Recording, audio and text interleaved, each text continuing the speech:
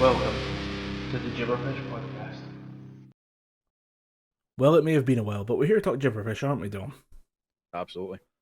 It Back is. again, I have internet. It's been restored. It's not the greatest, but I have internet. Let's give people a breakdown once we explain. We are sorry for a 3 month delay between episodes. Nothing really went wrong. It just a lot of little things just kept knocking recording sessions back and back and back. And yeah, we have just basically kind of been unable to record for one reason or another. My favourite being Dom losing his internet connection for about 6 weeks. It was not fun, I'll tell you that much. Whenever you get a cheap deal on internet, kids, maybe just ask a few questions before you hit buy on that one, Yeah. because it's fucking savage. Don't take the first offer that comes by you, because I guarantee it's not going to be the greatest. I kind of wish I did some research beforehand and handed it over the person that got this new connection. But yeah, Vodafone connection works as is, but I wouldn't recommend them. I mean, the connection could be the best in the world, but ultimately it's going to be tarnished by them taking 3 months to get us set up. I remember you sending me the first text message and, hey, net will be down for a bit, won't be able to do podcasts. It's just, we're getting the internet connection. They're coming to dig the hole on Monday. Should be done in a week. And I was like, okay, yeah, no worries. We can skip our recording. I've got stuff to do anyway. What's the worst going to happen? Yes. You texted me earlier this week. We're recording on a Saturday. You texted me earlier in the week to say, it's finally here. I think we finally have a stable connection. Yeah. That's the thing. We got an email in February, maybe February, late January, saying that good news, we'll be here to connect you on the 19th February. Don't know what day that was, quite frankly. It seems like a lifetime ago, because it was too long, right? And they say, we'll be running to connect you there. You should have received your Wi-Fi router, your Wi-Fi booster, your 4G dongle in case your net goes down for extra data. That should all be with you. And it was, to be fair. Vodafone have done their job well, I will say. They have a functioning shipping department. Yeah, they have a functioning shipping department, and they've done everything that they said they would. Where the fault lies is fucking OpenReach, right? OpenReach, they sent out the first engineer, who I'm going to call fucking Doogie, because he seems a bit Doogie. Right? He came out and he went, I've not got the right tool for that. I'll be back tomorrow. He fucks off.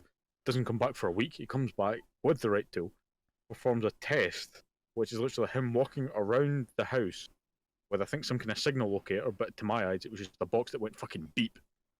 And he went, no, I can't get a good signal here. I'm going to need to connect you. You're not connected. That took another 3 weeks for him to come out and get that sorted. And he went, you'll need to get dug up, and we'll need to connect you. We'll get back to you by the time when the workers are going to come and dig up the front garden. All right, cool. Then time just kept on rolling by, and he never showed up. Then they got us connected, dug up the front garden, got us connected through the BT signal that Vodafone use. And then it was a further 2 weeks after that. No, sorry, 3 weeks after that before we actually got fucking connected. So there was a lot of downtime between Virgin Media cancelling our broadband with them, and I think we went 6 weeks we had no internet. And in between then, I had to finish uni. I had 2 assignments that I had to finish, one of which was an advocacy assessment. I had to go around and borrow a friend of the podcast streaming setup. I had to go around and borrow ARG's streaming setup. And I'll give you a bit of backstory on this. I've done advocacy assessments before. Advocacy assessments is basically me talking to my lecturer who is acting as the kind of judge or the sheriff in a kind of mock legal thing. Most of the times I do this on a 1080p iPhone with the microphone that you're hearing me on right now, which again doesn't sound too bad, does it? Yeah, I know you've had notes from lecturers saying your mic's a bit much, actually, in some cases. Yeah. This, what I had to do my final advocacy assessment on pissed them off more than that, because, like I said, I had to borrow ARG's streaming setup, and if you know Argic or you watch any of his streams, production quality is high on his list of priorities. So I did my final advocacy assessment with a 4K camera, a Shure radio quality mic, and fucking key lights. First thing my lecturer said when she came onto the screen was, "Oh, you look fantastic." And I went, "Oh yeah, I'm key lit to shit. I've got a 4K camera on. It's like, oh, when you sound great as well. I'm like, it's the microphone. And she went, where are you? I said, I don't have internet right now. I'm running at a friend's house. Borrowing his setup. And she said, all right, okay. What does he do? And I said, he's a Twitch streamer. And she immediately just kind of clicked on, all right, that explains everything. Then I got sent, we all got sent an email with the results. And the email said, the email from a lecturer said, they're watching everybody's videos back. I'm so proud of the progress that you've made. And just an aside, you can clearly tell the difference, like the difference in audio quality between some of you is starking, because it kind of goes normal, normal, normal. Dom's 4K overproduced video, normal, normal, normal. And yeah, then I had to finish off another piece of work that had to be in for, I think it was midnight on a Thursday night. And I still don't have internet. I was kind of hoping that at some point it would have kicked in again. So yet again, I had to go around Arg's house and borrow his internet. So Vodafone, go fuck yourself. You took too damn long, but still, Arg, you did give me a hand during this rather shitty internetless time. That and the fact that my kleptomaniac ways of buying all the Blu-rays finally paid dividends because I've had shit to watch. What I was going to ask was, obviously, you've been disconnected from the internet. First of all, how does that feel? Just because obviously our lives have now become entwined with the internet. Did it feel any better, or? You know what, right? Because a few people have asked me, namely my brother's wife, said, "Oh, have you felt lost? Have you felt at an end, at loose ends with yourself?" For the first day, I was like, "Ah, shit, I can't go on Netflix. I can't just watch shit on Netflix." But see, after that, as soon as I've realised I have, I've got an entire blockbuster's worth of Blu-rays in the room, I was like, "Watch shit on that." Then I looked on my PC hard drive and I was like, "Okay, I have every single episode of Scrubs, every single episode of Red Dwarf. Just watch that." And I still had some games that I could play. That wasn't where my saving grace came from. My saving grace came from was I could still listen to podcasts. I just had to, sponge Wi-Fi, download all my podcasts that I could, or all the podcasts that I need. And again, when you listen to Critical Role, 3 podcasts can do you an entire week. I downloaded all the podcasts. I started music. All the games that were installed on my Xbox, I could still use. I couldn't use the DLC because, as I found out, to use DLC for Xbox, you need to be connected to the internet, despite the fact you have downloaded it already, which I find a bit weird. I love like DLC as the idea of you can add a little bit of like an extra 20% to your game for a couple quid. Yeah, that's always a nice that little thing you can add on. But the idea that it's always online is kind of a kick in the dick. That annoyed me because I went to play Resident Evil 2 again because I don't know what it is. Everyone has their comfort games. Mine is the Resident Evil series. If I'm finished like a big project or something, I just want to chill out and relax. Shooting zombies is always something I want to do. So I went back to play RE2, and my reward for finishing everything in Resident Evil 2 was getting all the infinite ammo weapons. So I just occasionally go on and do what I call the cheese ball run, where I just absolutely like mince anything that comes in front of me with an infinite ammo minigun or infinite ammo rocket launcher. So I went to do one of those on the hardcore difficulty, which is the second highest difficulty on that game. And because I didn't have my infinite ammo weapons, I thought, yeah, I'll set it to hardcore. Wait, crap. Oh crap, I'm going to have to do this with a pistol, the regular pistol. Which scared the living crap out of me. But I did it. It was fun. I had a lot of fun. Read a lot of comic books as well. I read, I suppose, just in time for the Thor Love and Thunder, which comes out, I think, the end of this year, maybe earlier than that. I read the God Butcher saga. Oh yeah, because it's based on that chunk of the comic books, is it? Yeah, it's based. The villain's going to be Gore the God Butcher. Genuinely one of the coolest fucking villains in Marvel history. He has a symbiote. Yeah, in fact, he has the god of all symbiotes. I don't know how they're going to work that into the MCU version, but be cool to see how they challenge it. Maybe they're going to give him a symbiote. Maybe they're going to give him some kind of replacement, or maybe they're just going to make him that stupidly strong that he doesn't need the symbiote. Yeah, or it's called a parasite or something like that. Say that again? Maybe just call it the god of parasites. Could be, yeah. Because in I think they call it the Necro Sword, the comics, and it is the symbiote of the god of all symbiotes called Null, a badass motherfucker. That's another book that I bought that I need to read, the King in Black event. which is basically where symbiotes take over planet Earth. Null, the god of all symbiotes, basically just tries to cover the entire galaxy in symbiotes. Pretty cool. So, is the symbiote the sword? Yeah, the symbiote is the sword. Alright, then they just won't mention that the sword is the symbiote. But oh, he has this weird magical sword, and then depending how things go with Sony, they can then say it is a symbiote or it isn't. Yeah, because that's kind of the way they've been handling Magneto and the mutant children that are around, where they're just like, oh, they're just kids with weird powers, not like anybody's kid or anything. I think they just don't want to introduce mutants as yet, despite the fact that Marvel now own Fox, which is not Marvel, Disney now own Fox, so they can. Oh yeah, true. That's with. Oh yeah, I suppose they could just completely wrap that all up. Yeah. But I suppose the symbiote's part of Sony, them continuing to make the Tom Hardy Venom movies. Yeah, which is the only, I guarantee it's the only one of the planned villain movies that Sony are making that is going to work. That's purely because they now have the ability to cross Venom into the mainline MCU because of how Spider-Man No Way Home ends, where he leaves. Yeah. They've left it there as a little kind of like, it's not even like an open door, it's just kind of like a little crack in the door. Yeah. So hey, if this all works out, we can have our toys and play with them too. Otherwise, go fuck yourself. You asked me if I'd seen Morbius, then the first thing that crossed my mind was, mate, nobody saw Morbius. Yeah. I saw, can't remember who, it was something that I follow on Twitter, a guy called Mark Bernardin. And he said, I would go and see Morbius, but I don't want to be the only person in the movie theatre. I was like, have you been the only person in the movie theatre before?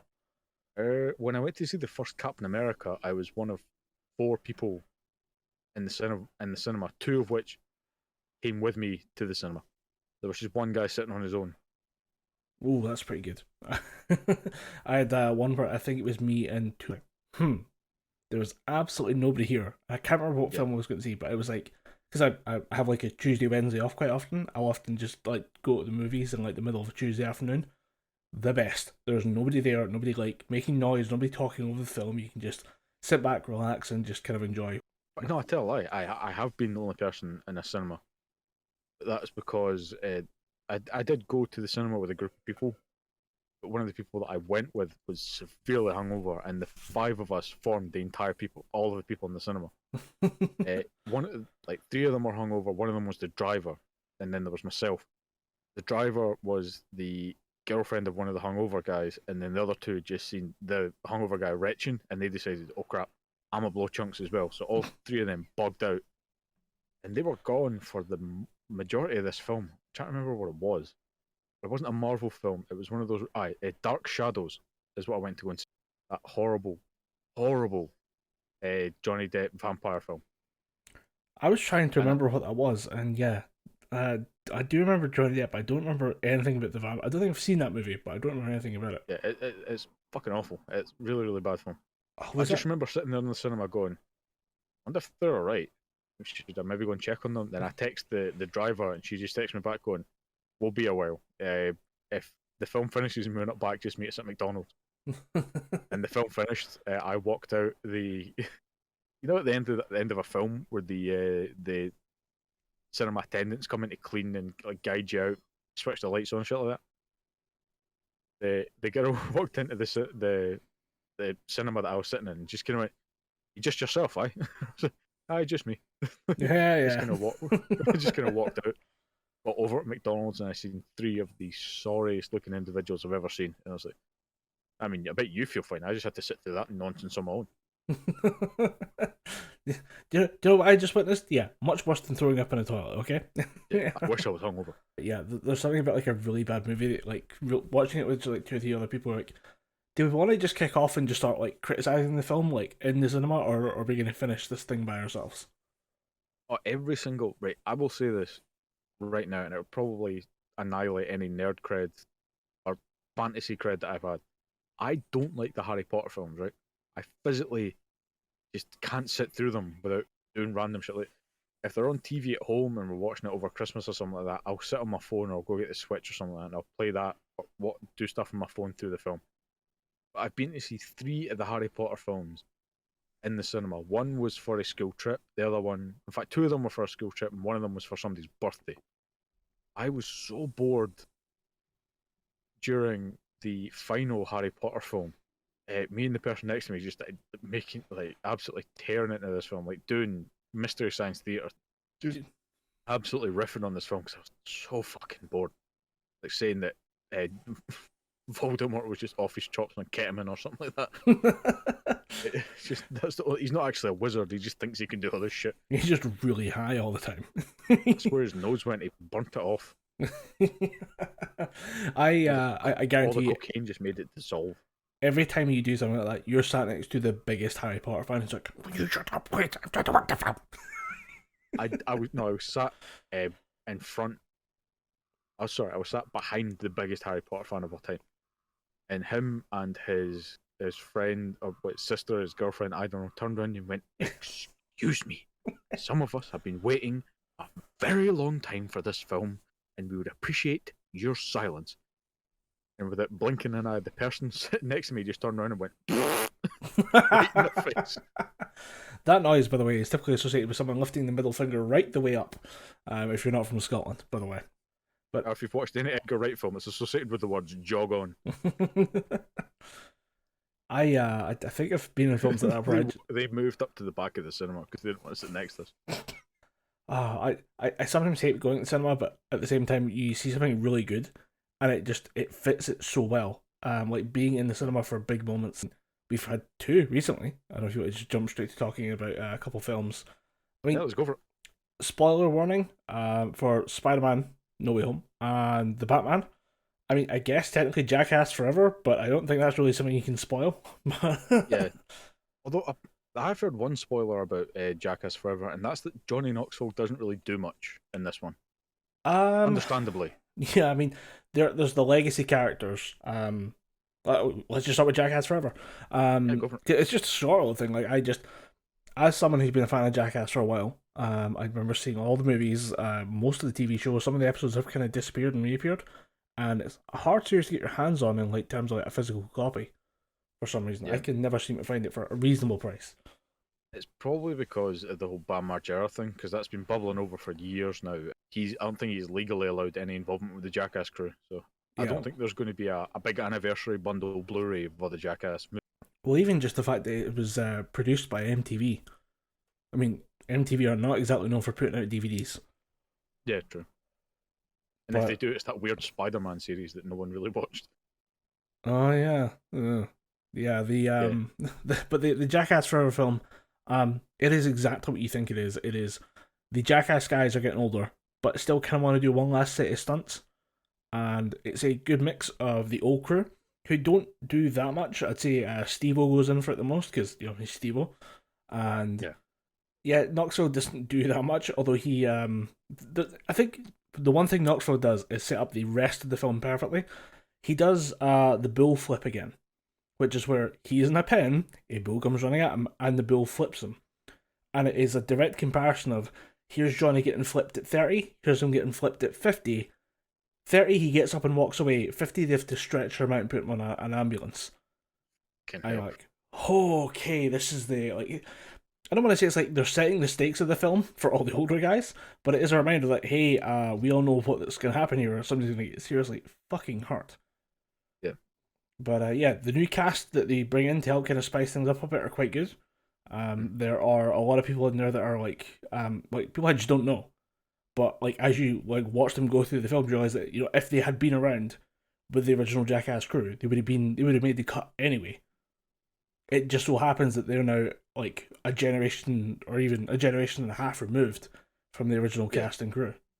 The only one I know is Eric Andre. Genuinely, he's the only new cast member that I know of. Yeah, he came in a lot more towards the end. Yeah. And he was good. I think I originally started as him being like just kind of there for a couple bits. They were just like hanging around so much. It's like, just get him in the film. Give him a credit. Fuck it. He's Eric Andre. He's funny. And then, Bam Margera, you talked about him. I watched a video about like the kind of how Bam's life has been going over the last couple of years. The YouTube video just breaking down like the list of here's the things we know, and Bam's constant ranting and raving on Instagram, which is heartbreaking to see because it's like it's as if you had a diary that you wrote down all the worst feelings of your life in, and then someone found that and started reading it out online, and then it turns out the person reading it online was you. Yeah, kind of hard to. I mean, it's one of the things that like when you're looking at how toxic social media can be, that's one that's like a case I'd highlight in favor of maybe just taking it away from people who need a bit of time and space. But yeah, Bam was kicked off of the production. He was failing sobriety checks, and was basically part of his contract was you have to stay sober for this film. And apparently took what's say like an Advil, like Something like that, yeah. yeah, Painkillers. some kind of painkiller. Went to rehab, and while I was there, they were just like, "Hey, you're not doing the movie anymore. You're out." Yeah. And they've edited around him. I only saw him in one bit. There's a marching band bit where he's one of the people in the band, but other than that, he's just cut out of the movie, which is strange. It's It's a strange. bit of a shame, but if you're one of the reasons you're in a film is that you have to subject yourself to monthly or weekly, whatever it is, drug tests to make sure that you're staying on the wagon. He was actually doing 3 sobriety checks because they're also worried that. That seems a bit invasive. Well, they're worried about obviously he comes in, he's fine, he's sober, and then at some point he sneaks liquor, drugs, whatever, and then all of a sudden he's a danger to everyone else on set.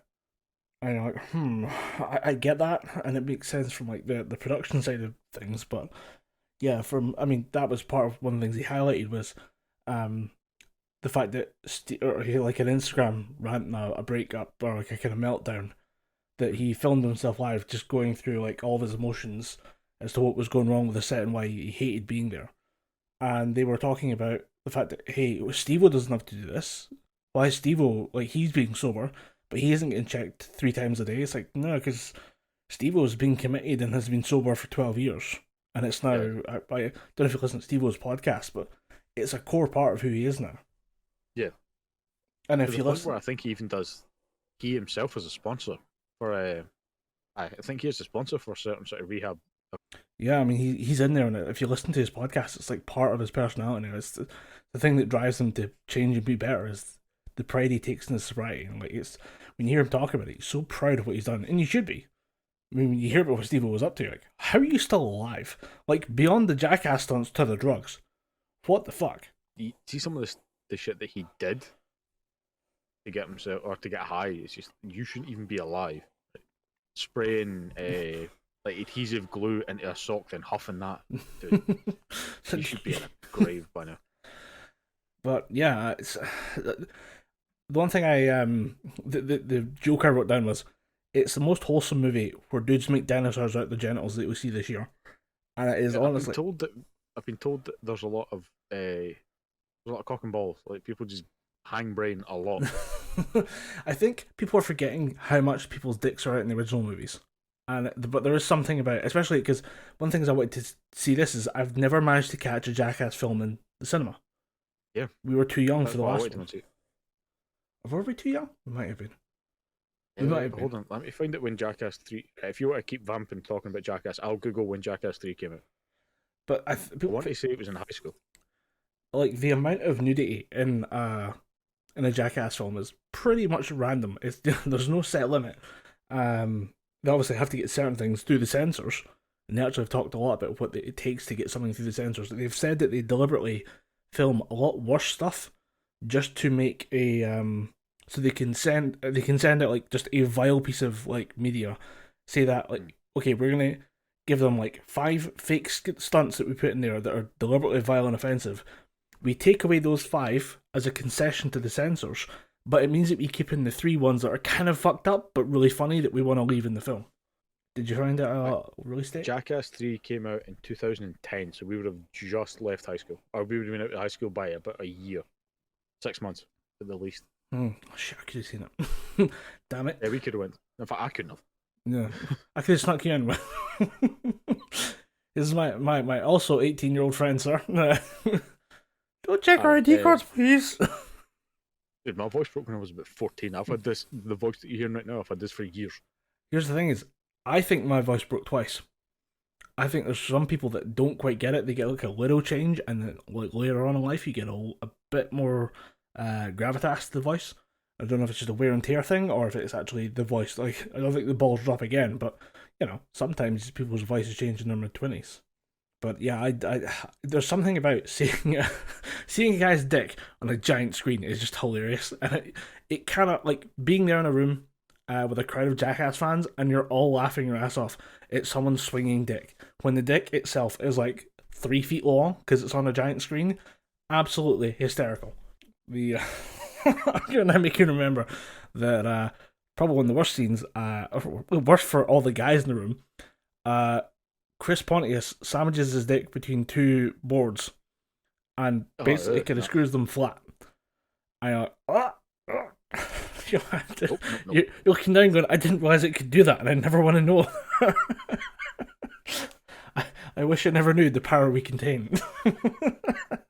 A weapon to surpass Metal Gear. Now, for me, the worst part was that fucking spider. And there's two guys with helmets on that are connected by a tube. Somebody puts a tarantula or something in the top. My first reaction to that during the trailer was just nope. Fuck that. The guy, burn that place down. It's Danger Aaron on one side, and a guy called Dark Shark on the other side. Dark Shark is the dad of one of the new guys, and again, they just kind of had him on set one day, and they just kind of filmed a bunch of stuff for them, and it's the funniest parts of the film. They just found some guy's dad who just happens to be hilarious. He almost knocks out like 3 people during that bit because he's so fucking angry and terrified because he hates spiders, and he's freaking out so much that he has like one of them by the arm and he has like another one by the scruff of the neck, and he's squeezing on both of them at the same time and passes out. He's that freaked out. Like the adrenaline's pumping so much he just passes out. You're like, what the fuck? This dude applied all of the dad strength to 2 people at the same time and won. Really, he's funny. There's a lot of good bits, and it's one of those things where it feels like if you had a YouTube channel and just had a bunch of mates and you just had an unlimited budget and you would just go around filming whatever the fuck you wanted. That's what Jackass has always felt like. Yeah, I mean, Jackass was kind of the start of the whole prank thing. Yeah. They've done it without, taking it too far. It's like, oh, I kidnapped my brother's wife and now I'm going to sell her to the Saudis. No offense to... I know we're big in Saudi Arabia, so... Yeah. Sorry to our one viewer in Saudi Arabia. Yeah. Turns out it's that one prince guy who doesn't murder people, totally, we promise. But one thing is that I've listened to the guys from Jackass talk about, like, okay, how do you feel about the prank culture situation on YouTube and stuff like that, and say, we think it's wrong, because for us, the pranks are always on cast members. They're always on, like, the crew. There's maybe a little bit of times when we're fucking with the public a little bit, but it's not much, and it's not the key focus of the channel or the key focus of the film or whatever we're making. It's always just a thing that, okay, we need some genuine public reactions so that we can get some, like, it seems like a bit more real than just we're always fucking with each other all the time. But if you watch the films and the shows, the philosophy comes from the idea that we can fuck with each other as much as we want. And they do. And it leads to mental breakdowns. But it's funny. Yeah, I mean, at least if you're messing with guys that are going to flip it back on you, that's fair. Yeah. If you're talking to just Joe Public, he's just like, oh, dude, I shot your dog. Like, why? I'm surprised no one's been knocked out filming a Jackass film by a member of the public. Yeah. When nobody just stepped up and cracked anyone in the face. But it's good. I recommend it. When it comes out on DVD or whatever, Blu-ray, I can't remember who gets it for streaming. They were saying that there was something, I think it's Paramount Pictures get the streaming for this one, so nobody's going to see it in the UK. Yeah. But there's apparently a Forever, like there's like 1, 2, and 3.5s. I think there's a 0.5 film for this. I think the 1, 2, or at least 3.5 was up on Netflix. I haven't checked Netflix in a while. Yeah. I mean, earlier last year, I want to say, I rewatched 1, 2, 3, and the 2.5 and 3.5s all on Netflix. So that's Watched Jackass 3. I kind of forgot how good a film that was. Like, although to this day, I still can't watch it's the sweatsuit cocktail. Yeah, that one gets a lot of people. I'm a horrible person. I find all that shit funny. Never want to be within 100 miles of it happening, but at the same time, watching it through a lens, hilarious. Yeah, I can't watch it, man. It genuinely makes me rich. There was another one that I always need to skip past as well. The Train in the Mountain. Train in the Mountain? Yep. It's a little toy train set going around what looks like a hill. Yeah, and the guy like projectile shits into the air. I didn't want to spoil it, but yeah. Yeah, no, again, that one's not. It's bad, but it's not that bad. No, I don't know. I think it might just be the sweatsuit cocktail. Guys, bad news. That's the end of the podcast. I'm just going to go watch Jackass again. That was always the thing about Jackass. Is no matter how old I get, I still get those random things like, you can. I'm going to go and Google the highlight scene where Knoxville gets beamed in the stomach with a highlight ball, or yeah. I'm going to go watch like the river jump or something like that. I always just random Jackass stunts flash into my head, and I'll go, I'm going to go and YouTube that, or I'm going to go and find that, or I'm going to go and watch one of the films or something. Yeah, there's a lot of good compilations. compilations. The fact that we grew up with that shit. I'm not gonna lie. I think it's also a guy thing. Like it really is a guy thing. People like, hey, you want to watch this disgusting, gross, violent clip? Yeah. Do you want to watch the one where Steve-O gets shot in a porta shitter and then flung into the air? Don, we're seriously enjoying shutting down the podcast right now. You're tempting me too much here. It's really hard to be. I mean, you'll have something to do when the podcast finishes. Yeah, true. So to save ourselves from being horribly distracted, let's talk Spider-Man No Way Home, where unfortunately no one shot out of a poo cannon. No one shot out of a poo cannon, but we do have some shitty treatment of a film by two actors. I found out recently that the guy that plays Sandman and the guy that plays the Lizard aren't in the film. Like the original actors for those guys aren't in the film at all. Huh. I mean, I suppose they're all CG, so you could quite possibly just take the original render files and just retexture them a little bit and go for it. Yeah, every time they appear, it is old footage, just manipulated. Like the part where they cure the Lizard, it's just the original scene from The Amazing Spider-Man 1, just redone. Huh.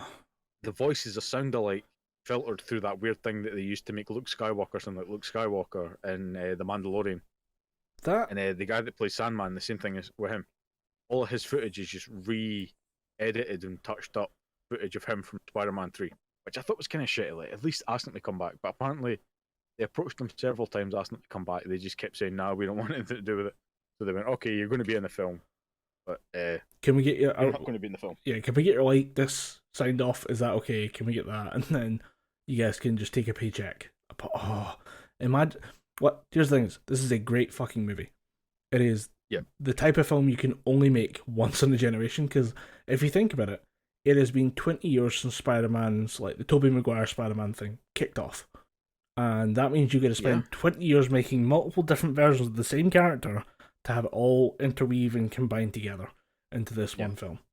And it is really, really impressive. It all pulls off the way they actually managed to nail it. But imagine being the guy who turns down the role in that film because the last one was kind of shit.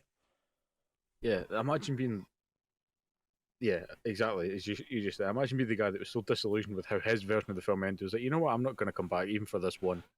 And then as you see, like Jamie Foxx, Alfred Molina, Willem Dafoe, Tobey Maguire, Andrew Garfield just walking by, going, "Hey, what are those guys doing?" Yeah, I'm out of here. I don't want to be part of this. Yeah, I'm gonna sit this one out. I don't think this film's up to my standards. Yeah. To be fair, we say they're bad. I don't think I've seen either of those guys in any films since then, so they might genuinely be career killers. And if they've got a bit of hesitancy about it after it killing their careers, I can kind of see where they're coming from. But I would at least have. I don't know who played Sandman, but I know for a fact Reese Fans he's doing pretty well. He was in the latest Kingsman. I know for a fact he's still acting. He's doing stuff. He's still employable. Yeah, he's still employable. He was in he played Rasputin in the latest Kingsman sequel called The Kingsman. That was literally the last film that he was in. Oh. Yeah, he's been in a shit ton since The Amazing Spider-Man. If anything, from The Amazing Spider-Man, he's worked just as steadily. He's done alright, I suppose. Yeah. The other guy, he ain't doing too well. Jack Lee Evans has not done well. Yeah, Thomas Hayden Church. Let's see what this guy's done. Oh dear. Oh no. From Spider-Man 3, he's actually done fairly well, and he's got a film coming up soon. He got a credit for playing Sandman. Yeah. Yeah, again, he's not done too bad, but if he's done with the whole supervillain thing, he only really did it because of how it landed the first time. That's fair enough. But But I get what you mean, though. Imagine seeing the MCU as it stands, that bigger franchise. He'd go back just for a taste of that kind of money. maybe they're not hurting for the money. Maybe it's for the love of the game, which I mean I respect. But at the same time, Maybe, dude, yeah, maybe. dumb mistake. Let's talk about the film just around the casting side of things. But the actual film itself, I thought the intertwining of like Spider-Man as like Spider-Man needs to fix, or Peter Parker needs to fix his friend's issues with getting into college due to their involvement with Spider-Man, and it being revealed that Spider-Man may or may not be like highly regarded in this universe, because Mysterio kind of ruins his public appearance at the end of the last film. Having that tied together with Spider-Man trying to fix the villains at the same time, I was like, okay, that's a nice little pairing up of things, and it all stems from him being Peter Parker or being Spider-Man. Is that he is essentially a very good person trying to do right by everyone around him, friend or foe. Yeah. I thought it was a very good way of tying it all together. Hmm. Because the idea that you have, I mean, say, like, you've spent the last 20 years making these films, you can cut out 90% of the bullshit of setting up a superhero film, of, like, explaining why the villains are the villains, why they're not bad guys, or why they are the really bad guys, while the friends are involved, are all involved in that person's life. You can cut through all of that bullshit and just get to, okay, here's the characters, you all know who they are, and then we throw them at the wall and see what happens. You get more kind of playtime, as it were.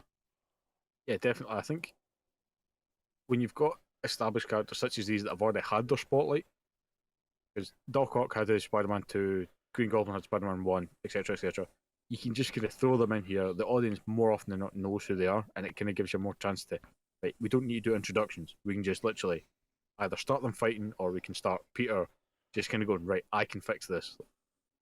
Like you said, it gives them a bit more chance to play with their toys. And obviously, they went into this film knowing it as well. I mean, at one point, Harry Osborn is quoting memes about being Harry Osborn. I'm something of a scientist myself. I'm like, oh my god, did you actually just say that out loud?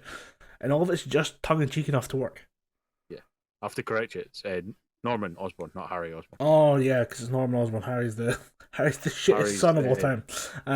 Harry's James Franco that didn't come back for this film. He was not letting you set. We're not letting you near Zendaya. I reckon Tom Holland would have kicked fuck at him if he went near Zendaya. Oh yeah, I forgot the other thing. Somehow everyone on Twitter was like, "Oh my god, the perfect Hollywood power couple," and I'm like, "This is just Brad and Angelina, 40 years later." Yeah. Jesus Christ. There's people out there that's just like, they're only together because it's profitable. Like, yeah. The Marvel are making money off it. What a twist. Marvel could make money out of Marvel could find a way to make money off of oxygen, and everyone kind of go, yeah, I knew they would do that. The second Disney can figure out how to charge you for water, you're fucked. Yeah.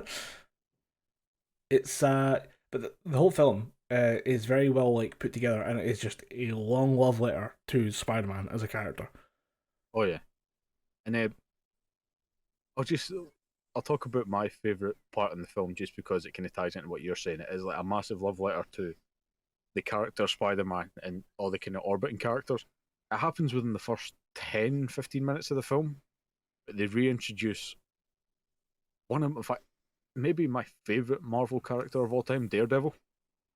Yeah, they reintroduce him, and it's the same actor from the Netflix shows, and I'm like, okay, that's good. You're reintroducing a classic character that works with Spider-Man in many runs, and you're bringing back the actor that crushed it for 3 seasons on Netflix with this character. So you're doing well here, and it shows that you're invested in Spider-Man enough that you're going to tie it to other, you're going to tie it to stuff that Sony doesn't own, because you're so convinced that what you have is going to work. And I think that shows that Marvel maybe want to play ball on this a little bit. And I would say that the cheaper, more headline-grabbing version of that would be to get Ben Affleck back to be Daredevil. Yeah. Because that would be the kind of... No, that's the thing. I'm saying the cheap move would be, look at who we got to come back for the new Spider-Man film. You won't believe this. Surprise cameo. That's the cheap headline clickbait version. Whereas they say, what's the current MCU universe version of Daredevil? Yeah. and they bring that in as a little kind of nod to the fans who've followed. Again, like if we're following 20 years of Spider-Man, who's also following the rest of the MCU, what do they get out of it? And for me, that was probably they could have ended the film there, right? I went to see it with my brother and a couple of friends, and I fist bumped them. Oh yes, right. They're bringing Daredevil back, and I was very happy. And then I remembered that Daredevil's a lawyer, and they're bringing out She-Hulk. Like fucking Daredevil's going to show up in She-Hulk as well. This has just confirmed it for me. They could have ended the film there for me. But they kept going. They kept bringing you shit that you didn't expect, or shit that's been rumored, and like, oh, Jamie Foxx is back as Electro. He's back as this. They're back as that, and they kind of just said, "Oh, that did happen." And like you said, it kind of what's the word I'm looking for? It kind of thanks you for your fandom. Like, oh, you like this? Oh, here you go. He's back. Yeah. Like I said, obviously we're talking about like how much they make out of the recurring characters or just returning characters. Getting to do that kind of Avengers group dynamic joke, like that kind of thing of like if you have 5 or 6 villains in a room who all know Spider-Man but different versions of Spider-Man and are also mostly science-based, what do they make out of Spider-Man using a magical cube to catch them all? Yeah. They're all going, it does what? To an alternate dimension, how do you know that exists and you could just, with a wristband? What the fuck? Just rooms full of scientists being like, I don't know how you did that to me, but could you fucking stop it? And like just getting them all in the room together and just having the kind of group dynamic play it with the characters is just a lot of fun. And it's like, you managed to tap into the Avengers energy of just kind of group jokes without actually doing all those films, but you kind of technically did through like 3 or 4 different runs. It's like seriously impressive. And having, like you said, having shown the audience the villains knew each other even before. Like their introduction to Spider-Man and their connection to Spider-Man just kind of makes them hate Spider-Man all the more. It's like you've been working against people like us this entire time. Pretty cool. I say the probably my favorite one was if you talk favorite moments, it was I'm not even a big. I don't actually think I've seen the Andrew Garfield Spider-Man films all the way through, but him popping through the portal and just having an argument with the 2 people that are with Ned and MJ. Ned and MJ, like them just having like a little bicker between each other. You know, okay, the Spider-Man from the other universe is like Spider-Man is a witty character, but they're gonna do the kind of Marvel style banter as well. Like we're all writing the same thing together. We're not fucking around and trying to make the Spider-Man different because they're essentially the same person in multiple universes. Like Spider-Man is a constant, which is a thing that came up in the animated show when we were kids. Is that each universe has a Spider-Man? It's the Spider-Verse, you know, and and having just the scenes with the Spider-Man. Like I think a lot of people went to the chemistry lab scene. That's just great. That's just like absolute fan service, and it's all dialogue. It's sort of just back and forth. So like, so you make your own web? How does that work? Was the like the explanations, the back and forth, and the scenes on the tower where there's just like banter between all the 3 Spider-Men, and just the jokes of like current Peter Parker explaining, "Oh, I was in the Avengers," and everybody like, "What is that? What's that mean? That means nothing to us." Is that a band? You in a band? You in a band? But just silly things like that is like, okay, this is like we know what we're doing here. We're just taking the piss, kind of. Let's just have as much fun as we can. And that kind of, it's not a Spider-Man film that takes itself too seriously all the time. There are certain parts where it does take itself very seriously, like the ending and the whole Peter going to see Doctor Strange thing. That does take itself quite seriously. But even in some of the conversations with the villains, it's like, particularly with Doc Ock, you kind of say like that's just 2 actors having fun. Yeah. There's no like serious edge to this at all.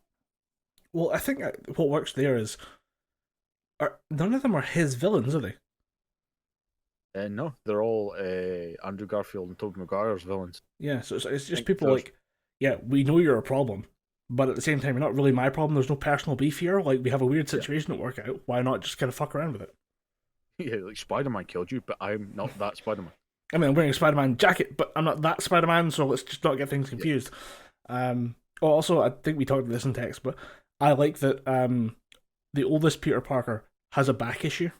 Yeah, that was pretty cool. It's not like a thing. It's a thing, but it's not a real thing. I just have a kind of back, and like as a guy who's there like a little bit older, you're like, yeah, that does suddenly appear. But then I thought it was like a joke about him being the oldest.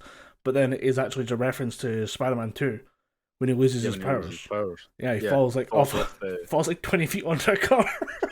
he's web swinging or something like that, and he falls and hurts his back. I thought he was climbing a wall, but yeah, like he just drops down like an alleyway and just smashes into a car and just walks going, my back. But yeah, there's a lot of stuff in there, and I think we talked about, and we know we talked about Totally Not Mark, the guy who lost like all of his videos to Toei Animation. Yeah, he did a breakdown of the Spider-Man films, and he was talking about how like there's the obvious one of Andrew Garfield catching MJ in this world where he dropped her in the previous one. Yeah, I actually have a funny story about that. I was sitting watching that scene again with my usual kind of cinema going. I was sitting at the edge, like I always book like 4 seats for everybody in a row, and there was a woman with her friend sitting next to me, and at that point, when Andrew Garfield Spider-Man dives off the roof and catches MJ, and he's holding her, it's like he has like kind of tearful moments, like couldn't save Gwen, but you know, the younger Peter, my little brother Peter, isn't going to have to go through this. A woman grabbed my hand and went, she grabbed my hand and looked at me and said, he did it. He saved her. That's at that point, I'm like, stop touching my hand. I The film. I gotta say though, pissing myself laughing. it is a beautiful moment, and I do really like it in terms of like, okay, what can we achieve with the story? We can give one character like a redemption arc, where like, yeah, he makes up for the mistake he made, or a mistake he made in a previous life, and as you say, the idea that you know the Spider-Men are all brothers, and you know it's Toby at the top, Andrew in the middle, and then Tom down the bottom as like the young kid brother, and the idea that you know he gets to save his little brother. I'm like, oh, that's a nice little extra layer of just kind of like joy on that scene. But then and they kind of both get a chance to like make sure young Peter doesn't make their mistakes. Like the very end fight, which again we're kind of jumping all over here, but we haven't podcasted in a while, so this is going to be a bit here and scare him. But the final fight between Tom Holland, Peter Parker, and the Green Goblin, like you get Tobey Maguire just kind of stepping in, like, dude, I've done this before. Be better than me. Yeah, and it's like you said, it's a nice little character moment.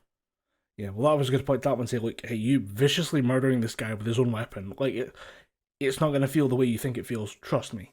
We can fix this. We can solve this situation. People don't have to die. We're still Spider-Man. Yeah. There's a lot of moments in those two. You're like, huh. That alone would have sold the movie, but having every scene feel like their scenes together, where there's like, if there's more than like 3 characters on screen, everything feels like the way they. It's like, huh. I can't believe, like, if this is the payoff, I'm happier with this payoff more than I am the last, like, even Endgame. I'm happier with this as the final payoff of the MCU than I am with Endgame. I'm kind of glad that I stuck around with that a little longer just to enjoy these films. Because if I talk about, like, you know, when it comes to comic books, it's always referred to as a run. This is a fantastic run of Spider-Man in cinema. Yeah. But it does beg the question for me, what more can they do? I think what they're going to do, because they've dubbed this the kind of the high school trilogy. The next one is going to be the kind of college trilogy, where it's Peter trying to, you know, piece his life back together. But I think what they're going to do is, well, again, spoilers. But if you haven't seen the film by now, it's out on Blu-ray. It's out. You can buy it on Prime. There's ways to watch the film. Quite frankly, the statute of limitations is up for spoilers, right? Yeah. But the end of the film shows Peter without a fancy suit, without the Stark suit, without any of the suits that he's made using Stark technology. It's just him in essentially a spandex, old school, comic book accurate Spider-Man suit, swinging through New York City with a police scanner. So I think they're going to strip it right back. Yeah, going back to absolute basics. I've genuinely forgotten how to podcast. I never usually have Dr. Pepper or fizzy juice on a podcast. It is gassy as all hell. Aye, they're going to strip it right the fuck back. And they've already kind of laid some seeds, like when at the end fight on the Statue of Liberty, and Doctor Strange is trying to contain the spell. You see other little characters, like you see Scorpion, you see the silhouettes of Scorpion, Kraven the Hunter, Black Cat. So that could be potential avenues that they could explore either in Sony's solo outings or in the MCU itself. So there's plenty of different directions that it could go in, but I know for definite it's going to be a scaled down, friendly neighborhood Spider-Man, like what they did with the Batman in the Justice League and Batman vs Superman. This is Batman fighting the big threat.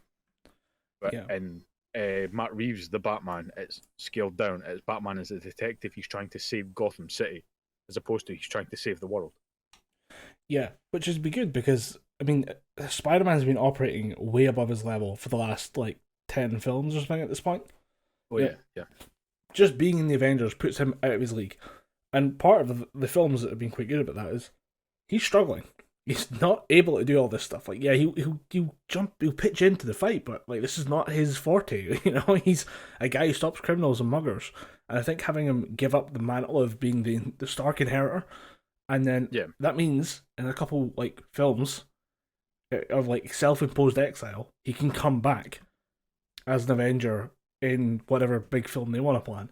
He can come back, retake the mantle of the Stark inheritor, and then go back from there.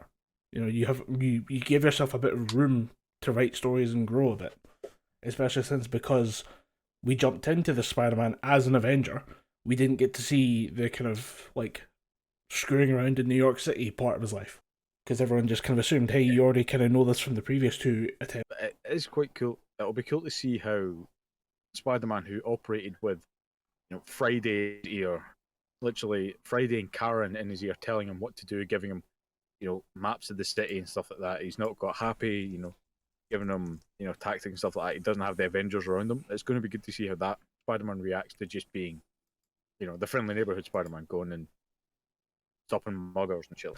I was going to ask the question of what do you think will be the plan in terms of Sony versus Marvel for this stuff? Because I'm looking back through the list of films that Sony have made, and looking at the films that come up, there's not a lot of stuff that's like, okay, this is a good one. There's occasional bits and pieces here and there that are quite good films, or films that I enjoyed, but there's nothing that I can think of as being as big a film. I mean, actually looking at the list of things that have been released, the biggest film I can see on their releases since the start of 2020 is the My Hero Academia, like an anime movie. And that was big only because it's the third film that follows on from the fifth season of an established anime, and like one of the biggest ones of the last decade. Other than that, it's all stuff that I'm like, ugh, this list of films kind of sucks. I think Morbius is going to be the massive open door that Marvel are going to need to try and get Spider-Man back. Because, like it or not, Marvel still have, Sony have rights to make films about Spider-Man. But ultimate control over the character still rests with Marvel, right? They can still dictate, how the character is put out and things like that. Obviously, they can still make films. Film rights rest with Sony. But control of the character is with Marvel. So I reckon they're going to use Morbius and its woeful performance in the cinemas. And they're probably going to try and say, look, this whole solo villains universe that you're trying to set up, it doesn't work. And Venom barely worked, right? Venom 1, people went and seen it, and it was enough of a weird buddy cop film that people went to see it. But Venom 2 wasn't well received. And people, in fact, most of the people that I heard, even leaving the cinema when I went to see Venom 2, were just like, dude, if it wasn't for the Marvel reference at the end, I don't see the point in that film, because, Carnage dies, they can't bring back Carnage, and you already killed Woody Harrelson in that universe, so you can't bring back Cletus Cassidy. Yeah, and I'm not going to lie, Woody Harrelson, kind of a draw. Not like a massive draw, not like saying, okay, we're going to have like Angelina Jolie in this film, but kind of for people who enjoy weird films, Woody Harrelson's in this one, I'll give it a go. I've just sent you the list, by the way, of the films that Columbia Pictures is making from 2020 to 2029. And if you look at what's been released since 2020, nothing on there, as I say, like, not a lot of stuff that's on there that's quite big. As I say, the biggest ones are the stuff that's tied to Marvel and the stuff that's tied to pre-existing anime. Other than that, just fuck it. A lot of Russian films. Ghostbusters Afterlife was good. I genuinely enjoyed that film. Really? It was another one of those kind of, I had no expectations. I watched it and I was like, holy shit, that is genuinely good. And it's better than the previous attempt, Ghostbusters, with the all-female Melissa cast, McCarthy and Kristen Wiig. Genuinely better than that attempt. But yeah, I get what you mean. There's not a massive draw for Sony right now. And then you look at Morbius, which fell flat on its face. You look at Uncharted, that fell flat on its face as well. And then you look at the films that they've got coming up soon. They've got Kraven the Hunter, which is another solo villain movie, which aren't shown work very well. And then they've got Madam Web. No one outside of those who watched the old 90s cartoon even fucking knows who Madam Web is. This is a bad, bad character to make a film about. They're like, what do we have? what is on the list of things we have? Like, the idea that you're going to get a Craven Hunter film as well, that's like, who the fuck is asking for that? Exactly. Equalizer 3, is that still making those films? Alright. Spider-Man Across the Spider-Verse, and then a part 2 of that, all released within roughly... Wait, those are only like 9 months apart. Yeah. Brave. Well, I can say that Across the Spider-Verse and Across the Spider-Verse 2 are going to make them stupid money.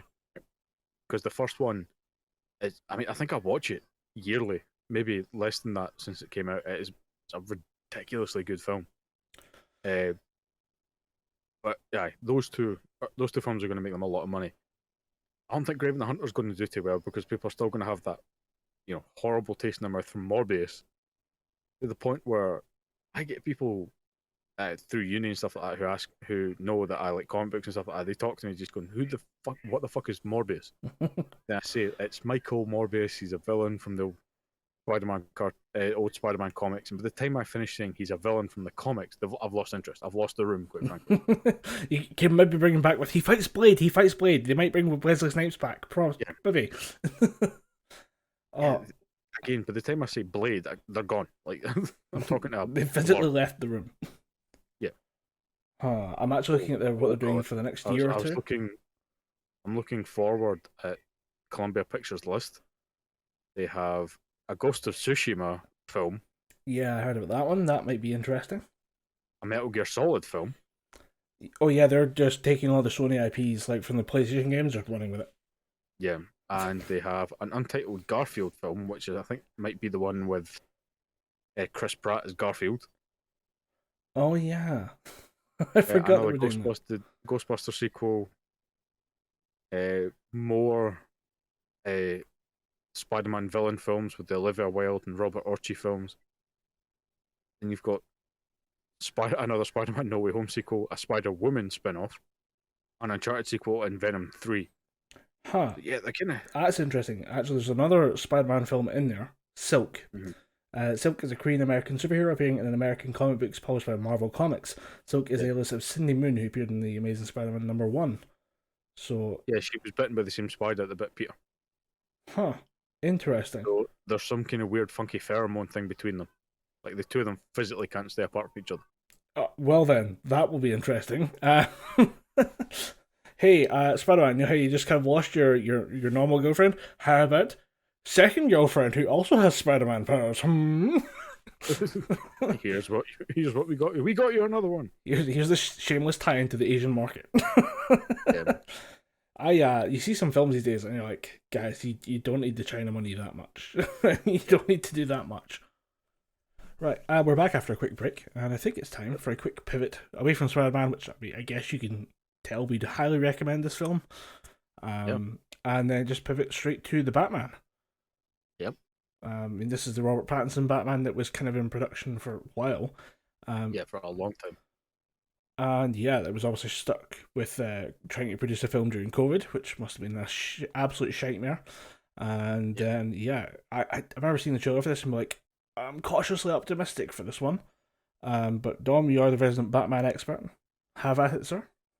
Yeah, this had all the makings of someone who's actually paying attention to not just Batman himself, but everything around him. Like, instead of just filming it and like we're going to dress up, say, New York or something like that, we're going to dress up a soundstage and make it look like Gotham. Now they went to Glasgow for the first 3, 4, maybe 5 months of production. So quite a lot of the film, like the places that you see, it's just a set dressed Glasgow, and it looks phenomenal. You can they kind of make Gotham a bit more of a character in this. Like Gotham itself is a a thing in of its own that you need to take account of, and all the other characters just work within Gotham. Yeah, That makes sense. It's 'cause it definitely a doesn't. very solid setting.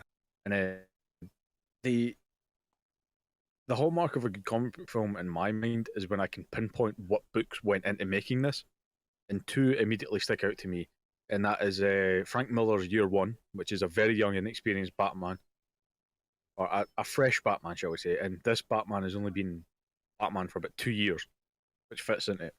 And the second comic is a comic called The Long Halloween, which is the origin story of Two-Face. But how they use it in this is instead of obviously Two-Face, they have the Riddler, and it's him setting up these different killings to try and he basically tells people this person will die if you don't expose the truth, that kind of thing. But in the comic book The Long Halloween, it is, I think it's one of the Falcons is trying to get back at his father, so he's saying like, until you recognise like who I am, that kind of thing, I will keep killing on these certain holidays, and they call him the Holiday Killer. And they kind of use those two, obviously change them quite heavily, and they inject that into the script, and it makes for probably one of the best Batman films that I've seen. It certainly overwrites some previous attempts. Like, I like Batman vs Superman, but this film is miles better than Batman vs Superman, to the point where it's, to me, The Dark Knight is a 10, the Batman's a 9.9. There's certain things I could have done I would have done better. I would have done better. There's certain things I would have changed, but there's also certain things that I just think genuinely could not have done that better. Like, one thing I praise highly about this version of the Batman is that Bruce Wayne is almost not a character. Yeah. Bruce Wayne gets pushed so far into the distance that it's just basically, it's almost like Batman has to be kind of reminded, oh, by the way, Master Bruce, that's your name. You're Bruce Wayne. Remember that. You have a business meeting in like 10 minutes, right? You're just still kind of waking up from punching villains last night. You know, wake the fuck up. Yeah. Also, like during his open monologue, it seems like I've been doing this for so long that I'm now a nocturnal animal. Then when you see him in Wayne Tower, I think he's talking to Alfred, but the sunlight's beaming through the windows. He has to put on a pair of sunglasses just to read something. That, and I mean, he's Robert Pattinson. He's pretty pallid as it is, but this seems like he doesn't look healthy at all. Yeah, that's another good point. He doesn't look, he's your typical, like, Ben Affleck in Batman vs Superman and Justice League looks like a billionaire.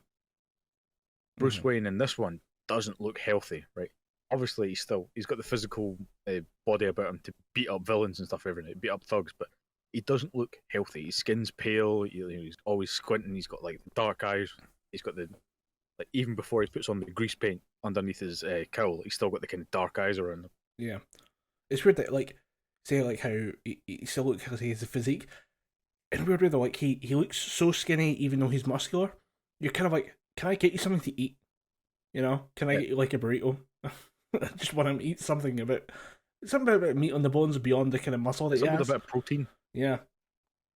Do you remember pastry, kind of a deliberate choice. Yeah, it turns him into more of a kind of underfed, just to say that he's so devoted to this thing that he's almost forgot how to eat.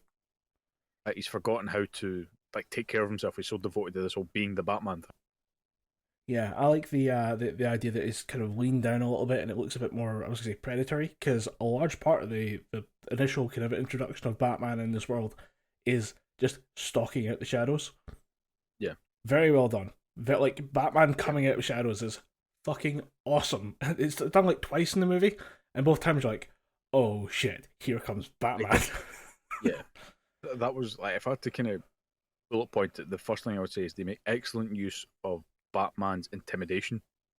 First part that you're talking about in the first 10 minutes of the film is when he's walking through the subway station and he sees the group of ghouls or whatever the hell they are. I don't know what the gang's called, but they've got the black and white face paint on.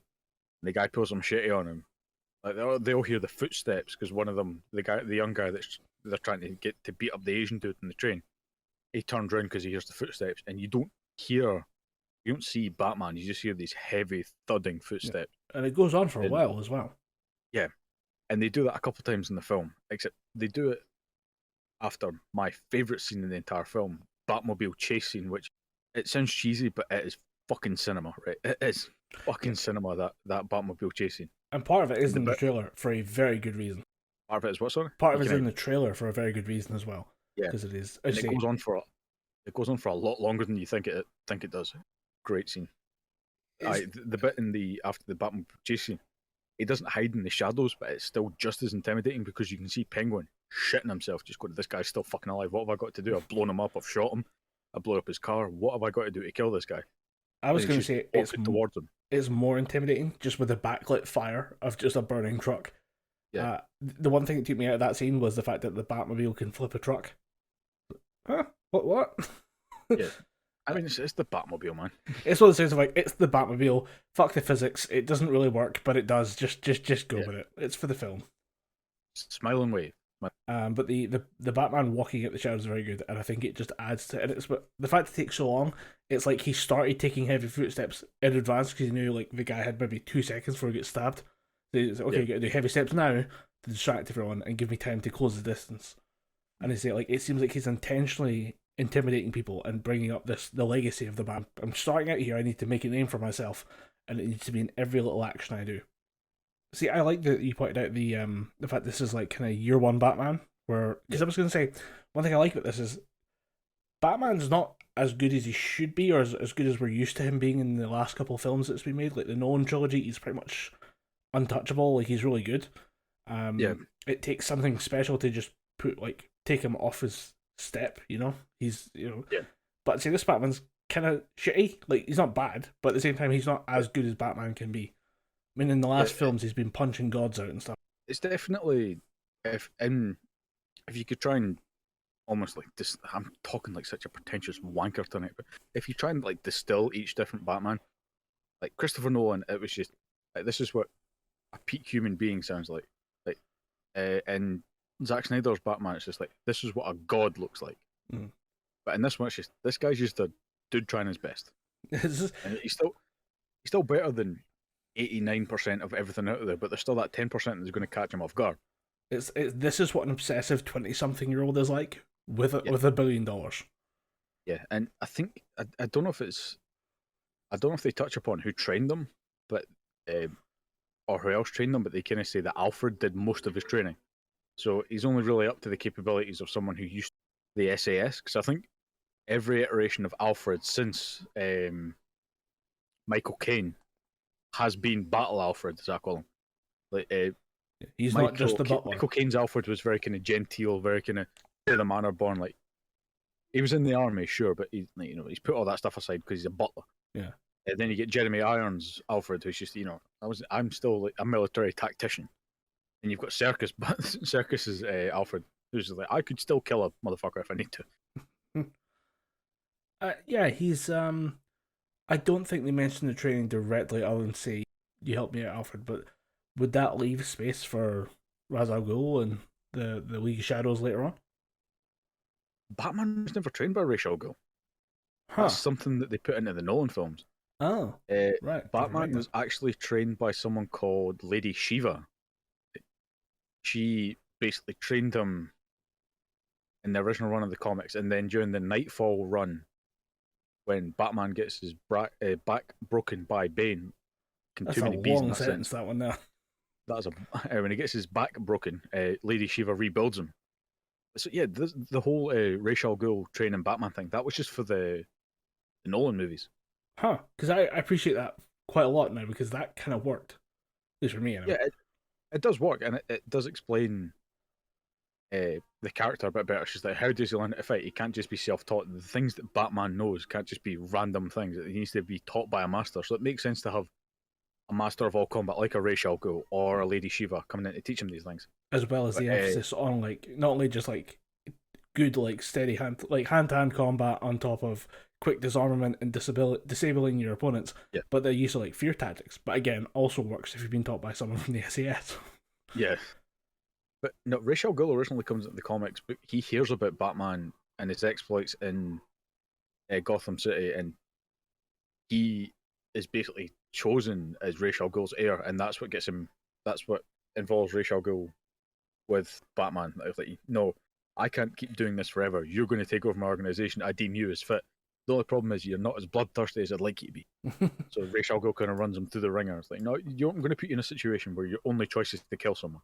And that's what leads to the Under the Red Hood storyline, where, Ra's al Ghul hires the Joker. The Joker goes a bit off script, kidnaps Jason Todd and kills him. Well, a true comedian's strength is in improv. Yeah. And it He all improv goes the down. shit out of it. The ultimate yes hand. murdering the guy you held hostage. I mean, this seems more grounded as well. When we talk about the last couple films, I would actually say the Nolan films weren't too silly, but the Zack Snyder Justice League stuff has been just Yeah, the Zack Snyder's Justice League was a grounded, serious take, but it was literally at one point in Zack Snyder's Justice League, Batman just tanks 3 shots from a parademon. He's getting shot the shit out by this massive laser thing, and he just sticks up the gauntlet and takes the hits. Batman would dodge those; he wouldn't just take them. or Batman's only a human. Or you'd have a scene like half an hour before where he's like, "Oh, I've made these new gauntlets that have been calibrated to deflect the laser energy of the beams and some shit like that." There'd be some nonsense. Yeah, I've seen the exact laser frequency of them, so I've harmonized my gauntlets to that exact frequency, so they reflect the beams instead of me taking that damage. Yeah. No, he just takes the hit. He's like, fuck it, I don't know. I want to go home. Fuck it, bang. I'm ignoring your shots today. But yeah, I say this one seems a little bit more down to earth. I mean, yeah, maybe it's just the setting and just going back to kind of talk about, like, Spider-Man will go back to basics now. A new Batman trilogy needs to go. Yeah, and I think or from my mind anyway, Matt Reeves definitely wanted to take a different approach to his Batman. I think that's what he did. Because whereas Nolan's Batman was all about peak physical prowess, and there was a bit of touching on the detective side, because there were some scenes where he was doing some detective work. Then in Zack Snyder's Batman, he was all about, I am like the big bruiser Batman, like the Dark Knight Returns Frank Miller Batman. No detective work whatsoever. And then Matt Reeves' Batman, it's just like, okay, he can fight. We've seen that he can fight, but he's bulletproof because the gaps in his knowledge are being filled with Kevlar. Very much honed down on the detective side, minus one glaring error, which a detective should have realistically realized that a flying rat is not a penguin, right? Found that ridiculous. Yeah. Like, he's meant to be the world's greatest detective, but he's like, yeah, flying rat, it's a penguin. We need to go find the penguin. No, you don't. Flying rat's a bat. Yeah, it's one of the things of like, I think we've all heard that phrase at some point, but I just kind of ignored it for the movie. I was like, okay. It kind of bugged me. I was like, no, the flying rat would have been a bat, but I don't know. Maybe it's some kind of disassociative thing. It's like, I'm not involved in this. How could I be involved in it? Or that's how I kind of rationalised it in my head. It's like, he doesn't think he's involved with it. Yeah, how could I be the problem? I'm the Batman, Yeah, no one knows. People run in fear from me. They don't know who I am. Actually, that's a good point, because I was wondering about this as well, because we were talking about this being more of a detective-heavy film, and I was just like, I don't see as much of, I mean, I don't know what I really want out of a detective in a superhero film, but I was like, okay, this isn't really doing much in terms of an investigation. Like, yeah, he shows up to the crime scenes, he's poking around, he's checking things out, he finds a few bits and pieces, but like in terms of getting to see Batman's problem solving, I didn't see much there. Because a lot of the scenes are just him being told a riddle and him being like, well, I know the answer. I don't think you were shown the answer at any point, so you just kind of know it. So, I mean, you're smart. But I just was like, okay, I was hoping for more of an investigation, a la, say, something like Sherlock Holmes films. Remember the Robert Downey Jr. ones? But that would take too much time. See that, yeah. I think for me it was more they actually showed him doing detective work, and a lot of the film was focused on that. It was him like solving the kind of Riddler puzzles and stuff like that. And it showed you him actually interacting with the crime scene instead of just going, oh yeah, that was the murder weapon, Batman away. Like, like a very serious film, and then just Batman away and just smashes out a window, contaminating a crime scene. Yeah. Cuts himself, his blood's all over the place. Like, don't test that blood. Don't test that blood. I'm not Bruce Wayne. Don't ask Alfred. He's certainly not the butler who raised me. Well, actually, that was one thing I quite enjoyed as well. We're talking about this being like year one Batman, is that cops don't trust him. Like, there's where he shows up the crime scene, like, are you fucking, like, professional police officers, they're like, Chief, are you fucking kidding me? This guy, Yeah. the masked retard, gets in here.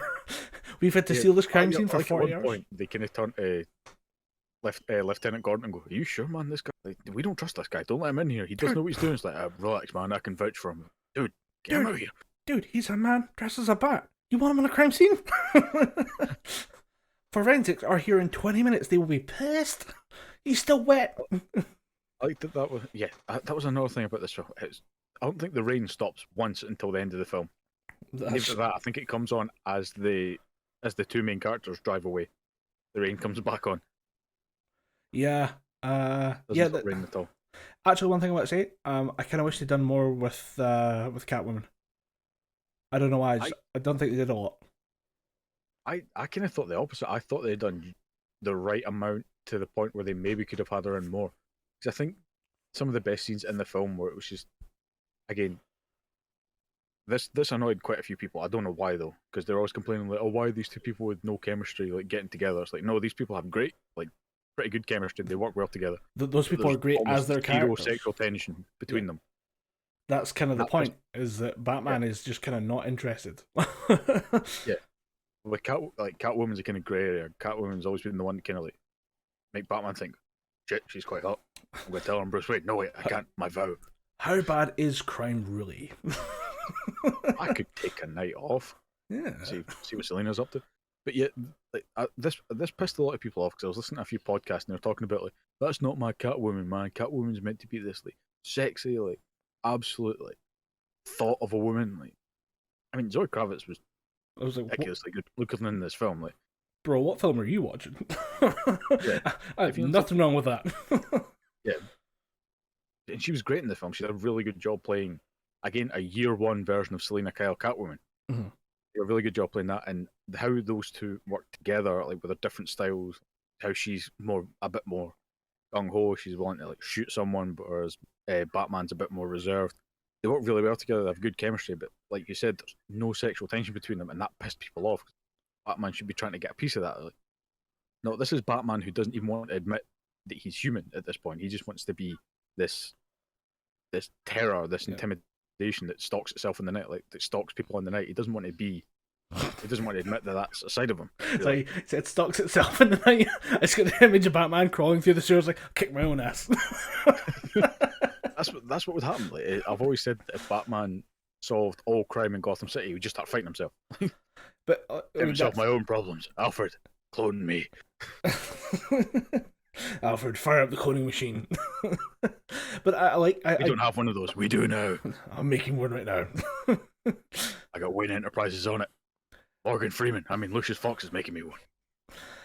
But it's a good point you make that at this point, Batman is so, like I say, he's a very incredibly focused 20-something billionaire. He is seeing the world in black and white. Selena Kyle is always the grey area. She's all about the kind of, I mean, I'm stealing, but yes, I'm stealing to feed orphans. How do we feel about stealing now? And it's her gradual seduction of Batman that kind of makes him break down a few walls and kind of admit that there is a grey area between his worldview and lets a little bit of hers in. Like, if they say that she's coming back for a couple more films, which I assume they are, I would be okay with that, because I'm okay, now we get time to do more. I think she's signed on for all three. Because she did say, I did say something about them, because they filmed in Glasgow, they're coming back to film in Glasgow later on. And she's like, I can't wait to be back. So. And I'm like, hell yes. If she's coming back for these films, great, we can go further with those characters in a relationship. Just, it doesn't all have to happen in one film. If they do come back to Glasgow, I will be there to get pictures, because as I told you, sort of towards the end of my tenure at Strathclyde, they were filming the Batgirl with whoever the hell's playing Batgirl. I know what's his name, J.K. Simmons is coming back as Commissioner Gordon in that film, but they're filming the Batgirl in Glasgow, and I was just seeing, Gotham City police department cars, Gotham City fire department cars, Gotham City taxis, and Gotham City News. I'm like, you can't show me this stuff and expect me to go to uni and function. Like, I want to find out what that is like. So if they're coming back to Glasgow, I think it'd be a massive boon for the film, because Glasgow, like you said, I think to me in a text, like, Glasgow fits Gotham to a T. Yeah. I mean, if you want a somehow ancient but still kind of modern seeming metropolis that feels kind of depressing and grey and covered in rain all the time. Gothic. where better to find it than Glasgow? Visit Glasgow. It's kind of scary and sad. Yeah, it's a bit bleak. The slogan, for those who don't know, for Glasgow, the city of Glasgow, is that people make Glasgow. It was kind of Yeah, brought people up make during, what's it, the Commonwealth Games? A couple Yeah. of, people make Glasgow. Like, you want to be like, Batman makes Glasgow. Yeah. But yeah, I really enjoyed this film. The ending was like super cheesy, and you knew it was coming from a fucking mile away, with the driving away scene. But at the same time, watching it, you're like, this is good. I see it coming a mile away, and I don't mind watching it. Yeah. It did come from a while away, but they kind of need to they need to do the obvious ending before they can reinvent the wheel in the second and third films. Because I know for a fact they want Matt Reeves wants to do the unusual type of villains. That he wants to do more with the Court of Owls, which is the secret society of Gothamites, like rich Gothamites that run Gotham City. He wants to do more with that, and he wants to do kind of lesser known villains. Well, that'd be good. Obviously not lesser known villains, but villains that haven't really had the chance to shine. Like, I've heard that he's put the Joker in the film, but he's not going to be a villain. Like, he's going to just be there in the background, kind of taunting Batman. Mm. But he's not going to be a villain. You could from even, what I've heard, if this is an investigative Batman, Joker could be a red herring. yeah, could be. That way, you get your Joker cake, and you can eat it too. Because quite frankly, I remember when I went to go and see it. There's a scene where Riddler and who we assume to be the Joker, but it hasn't been confirmed until the deleted scene came out on YouTube. I was going that is the Joker 110%. Sitting in the cinema, Yeah. sitting in the cinema, They I don't was credit him as the Joker in the film, but yeah, it's the Joker, and the deleted scene confirms it. sitting in the cinema and watching that play out. I was like, are you fucking kidding me? Yeah, that's exactly what I said to my brother who was sitting next at the time. I went, really, the Joker? Can we just admit that the Joker's not even the best Batman villain and move on? The Joker is so overdone at this point. The best thing people talk about Batman is the Rogues Gallery. The entire mad array of villains he has. Some of them are totally comic book nuts, and it's a weird lizard man from the sewers. Like, that's a bit odd, but I'm sure there's probably enough. If Matt Reeves is doing it the way he's thinking about, a big part of the first movie and a big part of what you make a series out of is corruption in Gotham. How do politicians become corrupt? You can do a lot with that. You can say a lot there as well. So if he's going to do that, there's probably plenty of villains that help do weird, wacky superhero stuff and exploit corruption within Gotham. There's two villains I really want Matt Reeves to just go nuts with, and that is obviously it's not really a single villain, but the Court of Owls and Talon. Like, Talon's like an enforcer for the Court of Owls. I want him to just go fucking ham with that, because I know Matt Reeves will do it really, really well. And I really, really want to see Matt Reeves' version of Harvey Dent. Because his version of a district attorney who's like the shining light in Gotham, who just realizes that he needs to become evil itself to get anywhere, to actually make sure like all these convictions stick and to actually beat crime in Gotham. I think that'd be amazing to see. Is there any kind of tie-in between Harvey Dent and the Court of Owls? I don't think so.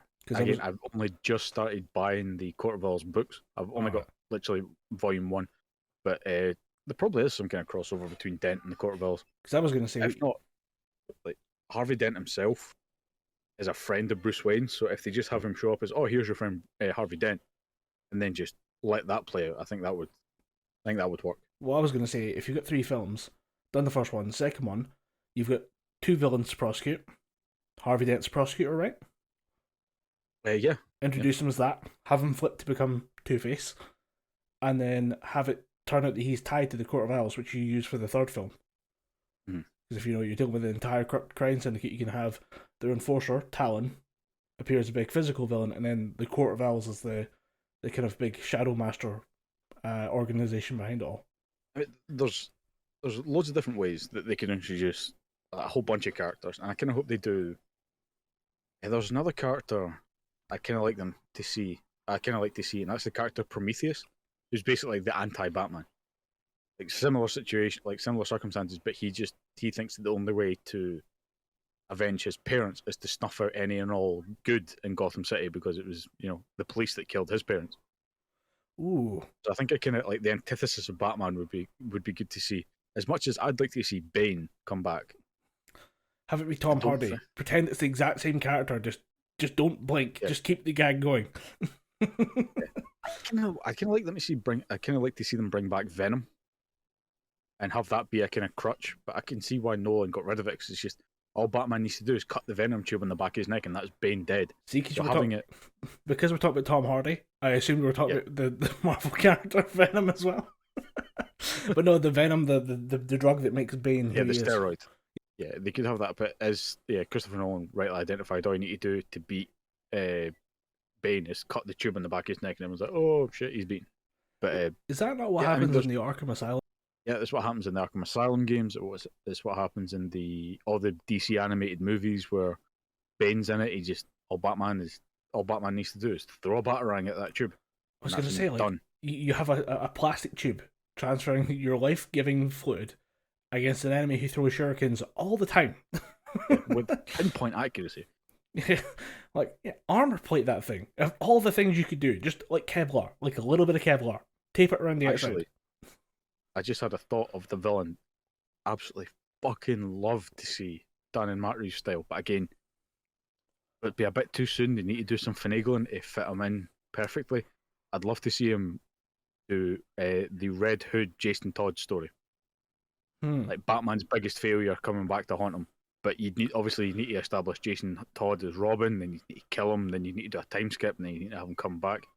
But he comes back through kind of multiverse space magic. So I mean, if you've got two films as to play, if you start it from the beginning of film 1 or film 2, and you like, immediately bring Robin in, I don't want to say Robin Hood there. If you bring Robin in, Yeah. and then have him work with Batman through the film to build a relationship, and then kill him at the end, come back, put the little credit card at the end, or the little credit thing at the bottom. 5 years later, Red Hood. yeah, you could do that, and it would be cool to see. But I don't think they're going with an already established Robin. Because you see the kid, the mayor's kid, he's just like, all right. Bruce Wayne's looking at you like, I see myself in you. You're the orphan child of a prolific person. I see a lot of potential in you. He's like, yeah, that kid's going to be Robin. Oh, I didn't catch that. That's interesting. Yeah, although I know for a fact Matt Reeves wants to stick as close to the source material as possible, and he said he has looked into having a young Dick Grayson, join this Batman, which I think could be pretty good, like a good grounding for this character, because as you see in this one, he is breaking people, like, he's beating their faces in and stuff, taking a lot of fire. Yeah. Luckily, he's bulletproof, but he is quite brutal, and he's like unhoned. He's just kind of like lashing out, and there's no finesse to his fighting. Mm-hmm. I think it could be a good. And 2, they kind of bring him down to earth, but still have him, or they kind of finesse him a bit, but still have him be quite brutal. Then in the 3rd one, they bring in Robin and just kind of, all right, I need to be an example, and I also need to be a protector. See, I realised that we haven't had Robin in any of the big Batman series so far. Yeah. We've had a dead Robin in Batman vs Superman, but it's purely because they made Batman 40 years old or something in Batman Forever and Batman and Robin. But I mean, so I think that kind of put a bad taste in a lot of people's mouths. But if you have like the Robin show up, I think what you're talking about is a good one, where you have Bruce Wayne kind of calms down, and you bring in a younger sidekick who's just raging all the time. Yeah. And I think if you take that level of fanaticism, and it does lead naturally into the Red Hood, but also I'd like to see how they handle having Boy Wonder show up in like bright red, but obviously to match current Batman, he also has to be kind of battle armored a little bit. Yeah. Like you have to have a red Kevlar vest, I guess. I mean, that's the good thing about Robin. They've done the Robin costume in so many different ways that they can justify it anyway. I mean, the current Robin, Damian Wayne, his version of the Robin costume is black and red because he is the biological son of Talia al Ghul and Bruce Wayne. So he was raised by Ra's al Ghul in the League of Assassins, and then also raised by Batman and Bruce Wayne when Talia basically smuggles him out from underneath Ra's nose and leaves him in Gotham with Batman. So his costume reflects his kind of thing. So there's different ways of doing the costume. It doesn't need to just be this bright red and yellow symbol of, I was an acrobat, so I wish to stick out. It could just be like, I was a ninja. But also I'm red because blood is cool. Although Damian Wayne's a little shit. Like, I really hope they don't do Damian Wayne. Oh, I wonder, of all the things I was thinking about, like, if what would be a funny little cameo in a Batman thing, and I just can't help but think of the RBBHS videos for, like, the Bat Metal videos. Oh yeah. I would love to see that just hidden on a TV somewhere in a Batman film. Bat Metal. Yeah, just somewhere in the background, just a little bit of a reference to Bat Metal, because, I mean, you're saying the director wants to stick to source material. How tuned in do you think is nerd meme culture? Could this be the one? Because it wasn't going to be Christopher Nolan, and No, Zack Snyder's not going to do it either. If we can maybe kind of sneak him some subliminal hints, like, hey, buddy, how about these Bat Metal videos? Of all the Batman directors that you just listed, only every single one of them, with the exception of Zack Snyder, cracked open more than one comic book to make a film. Batman or The Dark Knight is a combination of The Long Halloween and The Killing Joke. It's all about, the one bad day to turn everybody, all these civilized people, into chaotic lunatics. The Dark Knight Rises is a mix of The Dark Knight Returns and Nightfall, which is Batman being pushed to his limits by Bane. And obviously, The Batman is a mixture of another book, which I think is called Dark Knight Shaman, Year One, and Batman: The Long Halloween. So then for Zack Snyder, his version of Batman, he was like, I only really read one book. I know which version of Batman I wanted to do, so I didn't even touch the other source material. I think he just played the Injustice video games. He played Injustice because he was like, in that version of Gotham, Batman kills, and then The Dark Knight Returns, Batman kills. So that was the version I wanted. This like big, intimidating bruiser Batman. It's like, okay, you've now just kind of ruined Batman for yourself, because as much as I like The Dark Knight Returns, it's probably one of the worst Batman books. And I get it's this highly acclaimed, piece of art, and I will say that it is a really good book, but in terms of Batman, probably one of the worst ones out there. Yeah, good thing this Batman's is good though. It's quite nice. The Batman, fucking amazing film. Highly recommend it. Although Amazon saying that if I want to rent it, it's £16 and go fuck themselves. I'll just wait for the Blu-ray to come out. Yeah, £16 to fucking rent. Looking at that right now, that can fuck right off. Yeah, they can spin on that. I'll just watch the Batmobile chase scene over and over again on fucking YouTube through somebody's mobile until my 4K copy comes.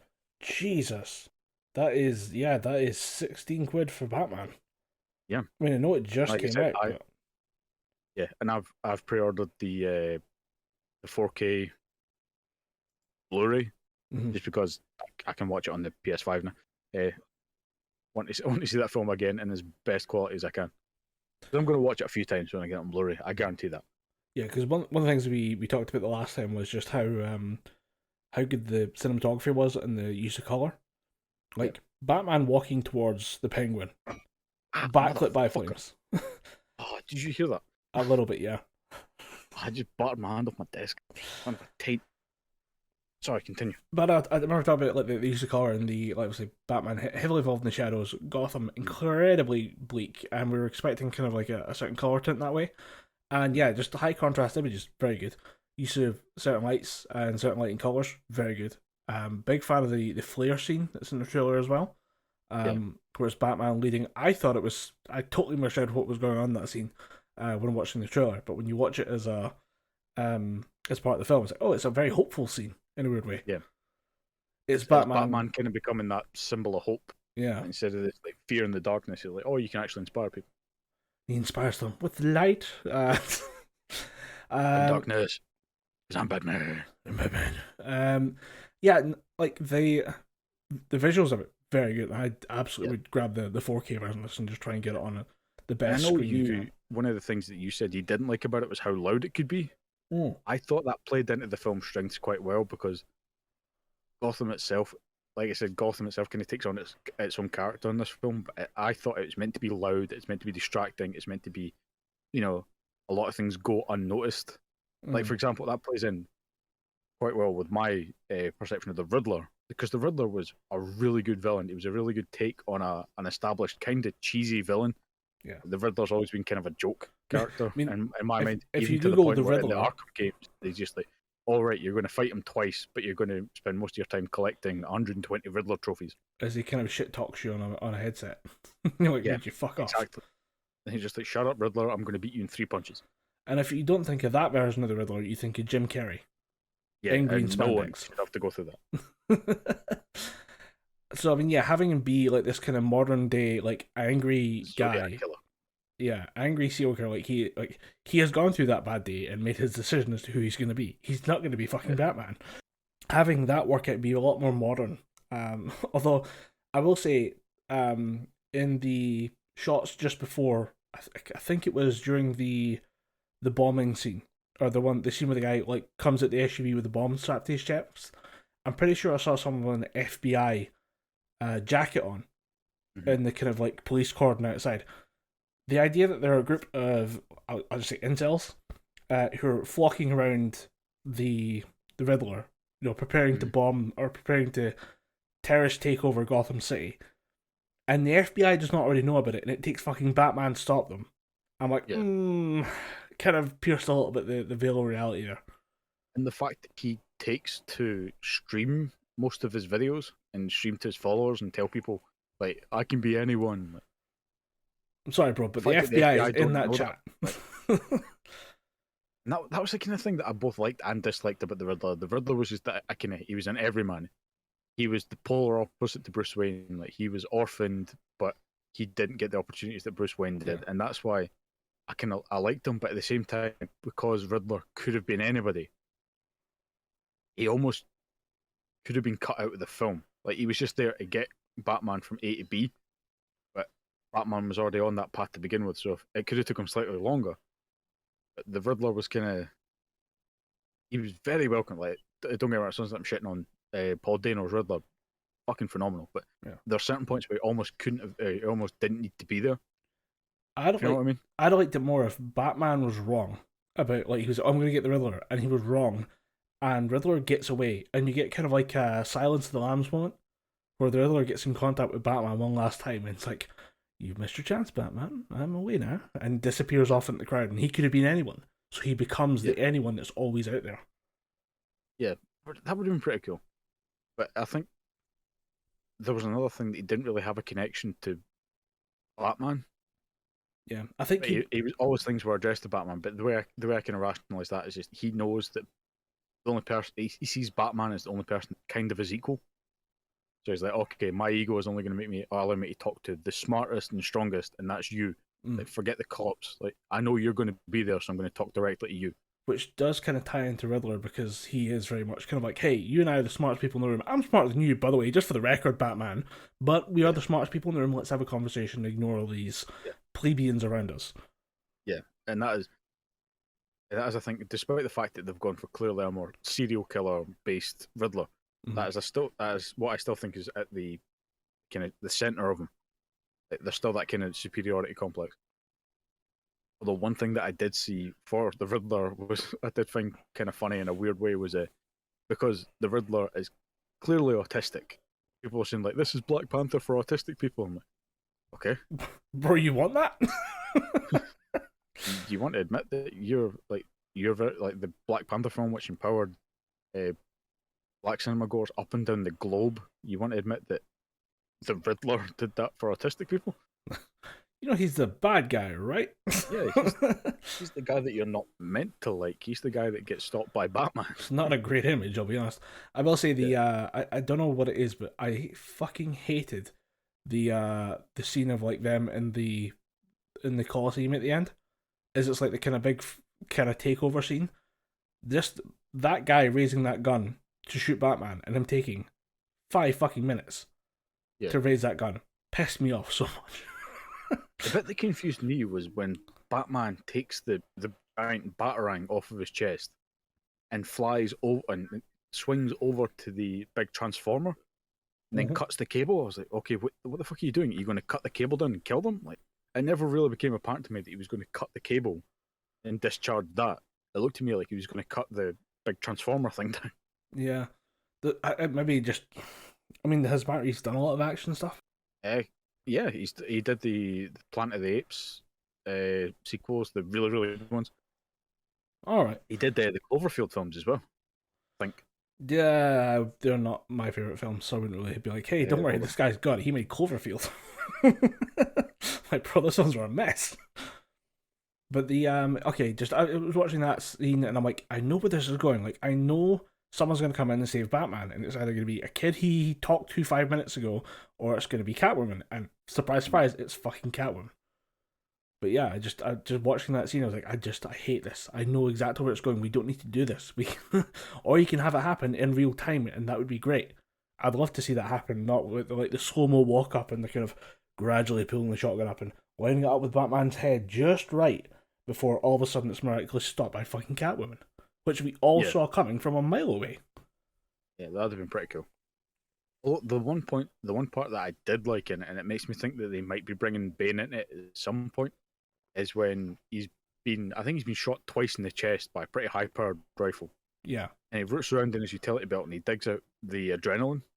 I think, well, obviously it looks like adrenaline. I think it might be venom, and he just digs it into his leg and he beats the living shit out of the guy. And it takes Lieutenant Gordon to just kind of go, dude, stop it, man. There's people watching. And he just kind of snaps out of it like, sorry, don't know what happened. I kind of lost my shit there. Whoops. This has never happened before. Sorry, Commissioner. I mean, you're sorry, you're not Commissioner yet. Sorry, Captain Gordon. But yeah, Batman, good. Yeah, Batman, fucking phenomenal film. Casting was really good. Colin Farrell as the Penguin. You barely would even know that it's him in the film. I've been told that 5 times. I've forgotten it each time. Yeah, because he's so fucking good. The Penguin, like the scenes that he's in, he genuinely steals the show. The Penguin was fucking fantastic. Robert Pattinson, in a kind of like fuck you haters type of moment, it's really, really good Batman. He gets a little bit of Bruce Wayne that he shows is really good. The lot of Batman that he shows is fucking phenomenal. Andy Serkis is a good Alfred. Even the smaller characters that don't appear a lot, like John Turturro as Carmine Falcone, fucking brilliant. So, very menacing, no very secret. sleazy. Yeah, like, and the fact that they're bringing in the part of the Long Halloween where it's hinted that he's Catwoman's father, that's a great way to actually tie her more into the story. Yeah, but again, it was no secret that I was going to like this film. I'm incredibly biased. I would say, old lady who picks up the phone, nailed it. Yeah, across the board, nailed it. The only person that didn't nail it was that guy that keeps getting on at Batman for making crime scenes. Like, dude, he's there. Just give it a break. The 3rd time now. Why are you surprised? Come on. What? At this point, you're a dick, right? They carved. If you keep bringing it up as a problem, you're the asshole. They carved for the Batman into the guy's forehead. I think the Batman should be here. The big signal that we made, you were there. Your cousin helped us install it. You said you knew a guy. The big bulb. We used your Amazon account to get the bolt cutters. So, in the interest of balancing out the episode a little bit, because it's been very movie heavy so far, we're wrapping up towards the end of the episode, but I want to say, I got the chance to go and see a band live, which is rare after the last couple of years of absolute shite and lockdown. And I got the chance to go see Ghost. And I gotta say, it's a hell of an experience. I was thrown right in the deep end of Ghost after my brother decided he was buying tickets for the entire family. Or for like the brothers and all that. So he said he was going to buy the tickets and that we all better start listening to Ghost because it's a great band, according to him. Pair this with somebody at my work being a massive Ghost fan and insisting I also listen to it. I decided to just go all in and listen to the new album on repeat for like days on end, and then some of the back catalogue as well. Big shout out to people, by the way. I never really appreciated the people who posted the set list of a band before now, but actually getting to like build a playlist of what was going to be played anyway, and getting used to the songs and kind of getting used to what to expect was a big help in actually enjoying my first concert in like 3 years. I don't know if you do the set list thing or if you pick bands that you know back to front. I kind of do a bit of both actually. I do some of the set list stuff. Like with Ghost, I only really have listened to one of their records, and it's the one that has Squarehammer on it. Yeah, it's a good one. I'd say the new album, but get me shouted by Squarehammer. They played that live, but the new album is just fantastic. It's Kaiserian, yeah, I think that's the right album. But it's just a really good album from start to finish, and getting to see it live was really special. Like I wasn't sure what to expect because I'd heard that it's like very theatrical. Okay, let's see what this is. Theatrical is an understatement. This is a fucking production. We got to see there's two bands that were on. The one I went to see was called Twin Temple. That was we missed that because we saw the line outside to get in, and we're like, it's too big. We'll go to a nearby pub, have a pint, and then Ghost Street record is Impera, by the way. Impera. But we got to see like the final like saxophone solo from that band, which was interesting. I remember the way one of our key like memories is just like hanging out is going to see Arch Enemy and there being a band with a saxophone. I can kind of get where saxophones belong in rock concerts now. Maybe not at like a thrash metal concert, but at like a rock concert, kind of works if it's set up right. I mean, I'm not a fan because I've seen two bands. In fact, I've seen that one band, the lead singer with the saxophone, twice. Once with Arch Enemy, and once when I went to see Amon Amarth and Evan Townsend. What are they doing there? And I was just like, dude, why are you here? You're not a good band. But again, there must be some guy who's like, yeah, saxophone metal. Well, there's something about the way that Ghost have their stuff set up that it works with the Ghost, and they do actually have they had a saxophone solo in the middle of their performance as well, and it was actually pretty good. But barely get to see any of Twin Temple, which is a shame because I listened to a few of their tracks. It's very kind of old like 30s 40s swing music, but satanic as all hell. So I'm a big fan of that. It's a nice, very kind of it's a weird blend of like what you typically associate as being very kind of clean, traditional innuendo laced music, with just outright saying, "I'm a witch and I get paid, but I get my period and my pay on the same day, the first of the month." And you're like, interesting. Did not expect that as a lyric over the smooth jazz solo. But yeah, it's an interesting band. Sadly, to miss all of it, but got a pint out of it, so fair trade. And then we watched Uncle Acid and the Deadbeats. I don't like that band. You don't like them? Yeah, I didn't like. Maybe they're better on album, but as far as live performances, I didn't know what the hell was going on. Also, you've beaten the Hydro before, right? The O2 Hydro. Oh yeah, it's called something else different. The SSE. It was the SSE Hydro or whatever it is. Yeah. They've got the big floodlights that they have there, and for some reason, this band was just intent on just like flash banging the audience with these strobe lights every now and again. I was like, this fucking pissed me off. And it got to the point where I could recognize where like it was going to happen based on because it would always happen on certain chords and certain songs. But yeah, I would just be in the crowd listening to music, and I'd recognize when a flashbang was coming.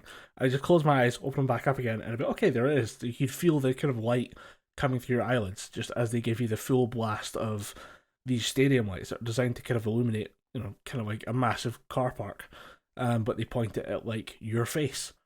So yeah, wasn't that impressed by them. Maybe I'll check him out on audio, like just on see. Didn't have a clue what was going on. I've listened to like Uncle Acid and the Deadbeats a couple of times. It was one of those bands that most of the foundation for my listening to metal music is largely thanks to my oldest brother, who just had so much metal music when I was younger that I would just listen to again and again, like picking random CDs. And one of them was Uncle Acid and the Deadbeats. Like they had a record. It's quite an old one. Hold on, I say old record. It came out in 2010. It was just called 2011, called Bloodlust. Right. And I just kind of fresh out of, like not long out of high school at that point, just a couple of years. And brother still left a whole of their stuff. And I was like, okay, what the fuck's this thing? Popped in. I was like, okay, it's kind of Rob Zombie kick, a bit more melodic, a bit softer, but it's still, I thought it was pretty good. And as someone who loves all that kind of, this is why I think the reason why I think I like Ghost so much is because I love that kind of Halloween type of metal. It's all just like horror themed, like what Rob Zombie does, what Misfits do. That's what Uncle Acid and the Deadbeats did. And okay, I can get into this. I dig this. Maybe I don't know the lyrics. Maybe I don't know the songs. Maybe if I'd known that, it might be a bit more like because everything I'm hearing is for the first time, and it just kind of hits the ear wrong. Like live music for the first time is all because I'm not good with lyrics. I'm really bad with lyrics. But yeah, you just hear stuff that kind of bounces off the ear wrong. But yeah, then Ghost come to the stage, and it's like a big break between like Uncle Acid and Deadbeats and then Ghost. It feels like a big break because like you know what's coming, and me and my brother are getting kind of hyped up and just kind of hyping each other up a little bit, and as the Hydro begins to kind of fill in because everybody's kind of skipped the opening acts because Ghost is like an hour and a half show by itself. But it's because they've built an entire set and brought it on stage and then bolted it all down so that they can perform on it. So that's why the setup takes forever, is because they're building like a small city at one point. And just one of the best shows I've ever seen live. We're talking about concerts coming up in the new year or in the later part of this year, and a lot of people are, how like that person, good front person, or that's they're good on stage, good stage presence. None of it comes close to Papa for Ghost. It is unreal. This is honestly like watching a theatre performance, but like themed around this weird rock opera of just like satanic worship and like inside jokes and blasphemy. It's just fucking amazing. But the whole band has like a really good stage presence and charisma. I didn't know if first of all, charisma for people wearing like full leather face masks is pretty impressive. But as well, I didn't know the band were going to be fucking with each other on stage. So all I saw was the guitarist, or one of the ghouls, stepping up to the front of the stage, kind of hogging the limelight a bit, and then Papa coming in and kind of like scolding him, and like off mic, kind of seemed like he's yelling at him and pointing and gesturing and stuff. And I'm like, is that real? Is that like a bit, or did he just fuck up? Or did see like a massive breakup on stage or whatever? Like, what's the deal? But no, like you figure it pretty quickly. No, the ghouls are all like flipping each other off and like doing dumb shit with each other, and it's just kind of like, oh, this is a lot of fun. Yeah. And it's there's a lot of stuff going on stage that like it's gonna be unique to each show. So we're kind of saying, oh, this is how a Ghost show always goes. It's gonna be like total bullshit. But the interactions with the crowd are really good. Like you can tell, Tobias Forge's Papa is just like he's very good at stagecraft in a way that not a lot of people are. Where it's not about like stopping and talking to like after a song to like talk to the audience. It's about checking in with the audience, like little like one sentence things back and forwards between each thing to keep everybody engaged, even though like the entire audience is totally enraptured with the performance. And it's really good, and there's a little bits where there's like costume changes and stuff going on. So for example, like they have the full wardrobe there for this album. Obviously they change the style and the look of the band for each album. But what will happen is that 2 band members will stay out to do a bit, or to do like the interludes, or to play stuff live, or just at one point it's like a guitar battle between the lead guitarists for the Ghouls, and they're just like taking the piss, like mocking each other, and just remember that bit in Dragon Force Through the Fire and the Flames where they just try to outdo each other? It's like that on stage. That's cool. And obviously the winner is the one who plays the most Scottish song. I'm not joking. The audience has been pretty good and generous to the band. The crowd went ballistic the second. What's it? You'll know the song. That the beat for Here Comes the Highland Granny, Two Big Tits and a Hairy Fanny. But Flower of Scotland. Flower of Scotland. Why did I only know that version? Why did I never know the name Flower of Scotland? I just know the dumb schoolboy version. Yeah, I mean, then again, Flower of Scotland is a fucking dirge of a song, man. Why do we have one of the most depressing songs as our national anthem? Don't get me wrong, when it comes to rugby games, I will belt it out with pride, but especially with the English looking. Yeah, against England, I will make myself hoarse. I will wreck my vocal cords to make sure that the opposition hear me. But yeah, not a good song. But when them played that, the crowd goes ballistic. Like that is absolutely pandering to the audience, and I love it. Yeah, what I'm here for. Give me what I want. But I think that might be the best way to describe it is if you say that Ghost is a ridiculous rock opera experience of a concert, you get exactly what you want from it. Seeing the playlist published online, I knew that they were going to play their cover of Metallica, Enter Sandman. Very good cover. The audio version that's on YouTube, like the album version, is a lot softer. The one they do live is a bit more kind of upbeat, or it's a bit louder, it's a bit heavier as well. And that's because it's the part of the encore. Their encore was Enter Sandman, Square Hammer, and then their biggest song, Dance Macabre. And it is an absolute fucking banger. Like, it's a great song, it's my favourite, but seeing it live, it's like, it just, the whole thing just becomes a whole party. There's like air cannons just firing confetti out, the stage lights turn to just like a rainbow of colours, and it just becomes this giant dance hall, and you're like, what a way to end the show. Just, hey, we've had this weird satanic ghost joke thing going on for the whole time. Let's just have a fucking party. And it's an absolute blast. Oh yeah, I also didn't know, I for some reason thought that pyrotechnics were banned in Scotland. Apparently the Hydro can do them. I didn't know this. I was amazed when, during year one, they start firing off massive pyrotechnic blasts behind the band. And you know how we're talking about Batman, where we're talking about like the flames illuminating behind them? Imagine that, but for a stage show. Being awesome. Yeah. And yeah. Dude, that's twice I've missed fucking Ghost now. The first time was when one of the guys in my Pathfinder group who's been to every Ghost gig that's came to Scotland, in Glasgow, he said to me, he asked me, do you want to go? I was like, fuck yeah, I want to go see Ghost. Like, so I just started getting into Ghost. I think I had Square Hammer on repeat. And he said, let me know if there's tickets. And then he texted me the hour before he was meant to go on the train. He said, did you get Ghost tickets? And I went, oh no, I'll just go and grab them now. He went, oh, it's a bit late, it's sold out. I just went, I thought you were going to tell me ahead of time to get tickets.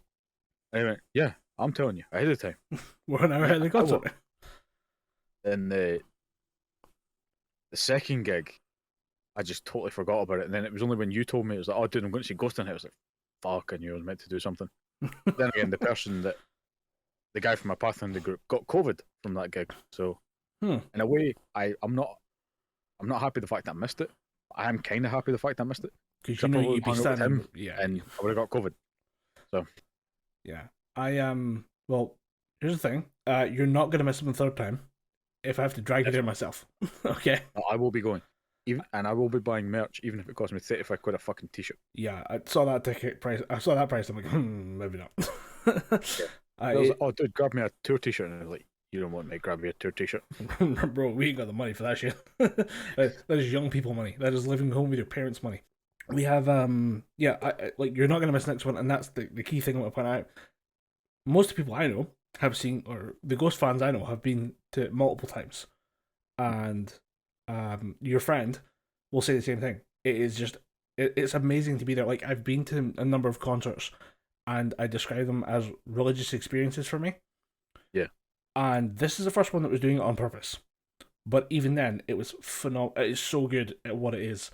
And it is a big, like, fake reverend priestly kind of show, and then just all the jokes you can think of, all the kind of like wink wink, there's no just like fake Catholicism stuff you can throw in there as well, and then just a hell of a show.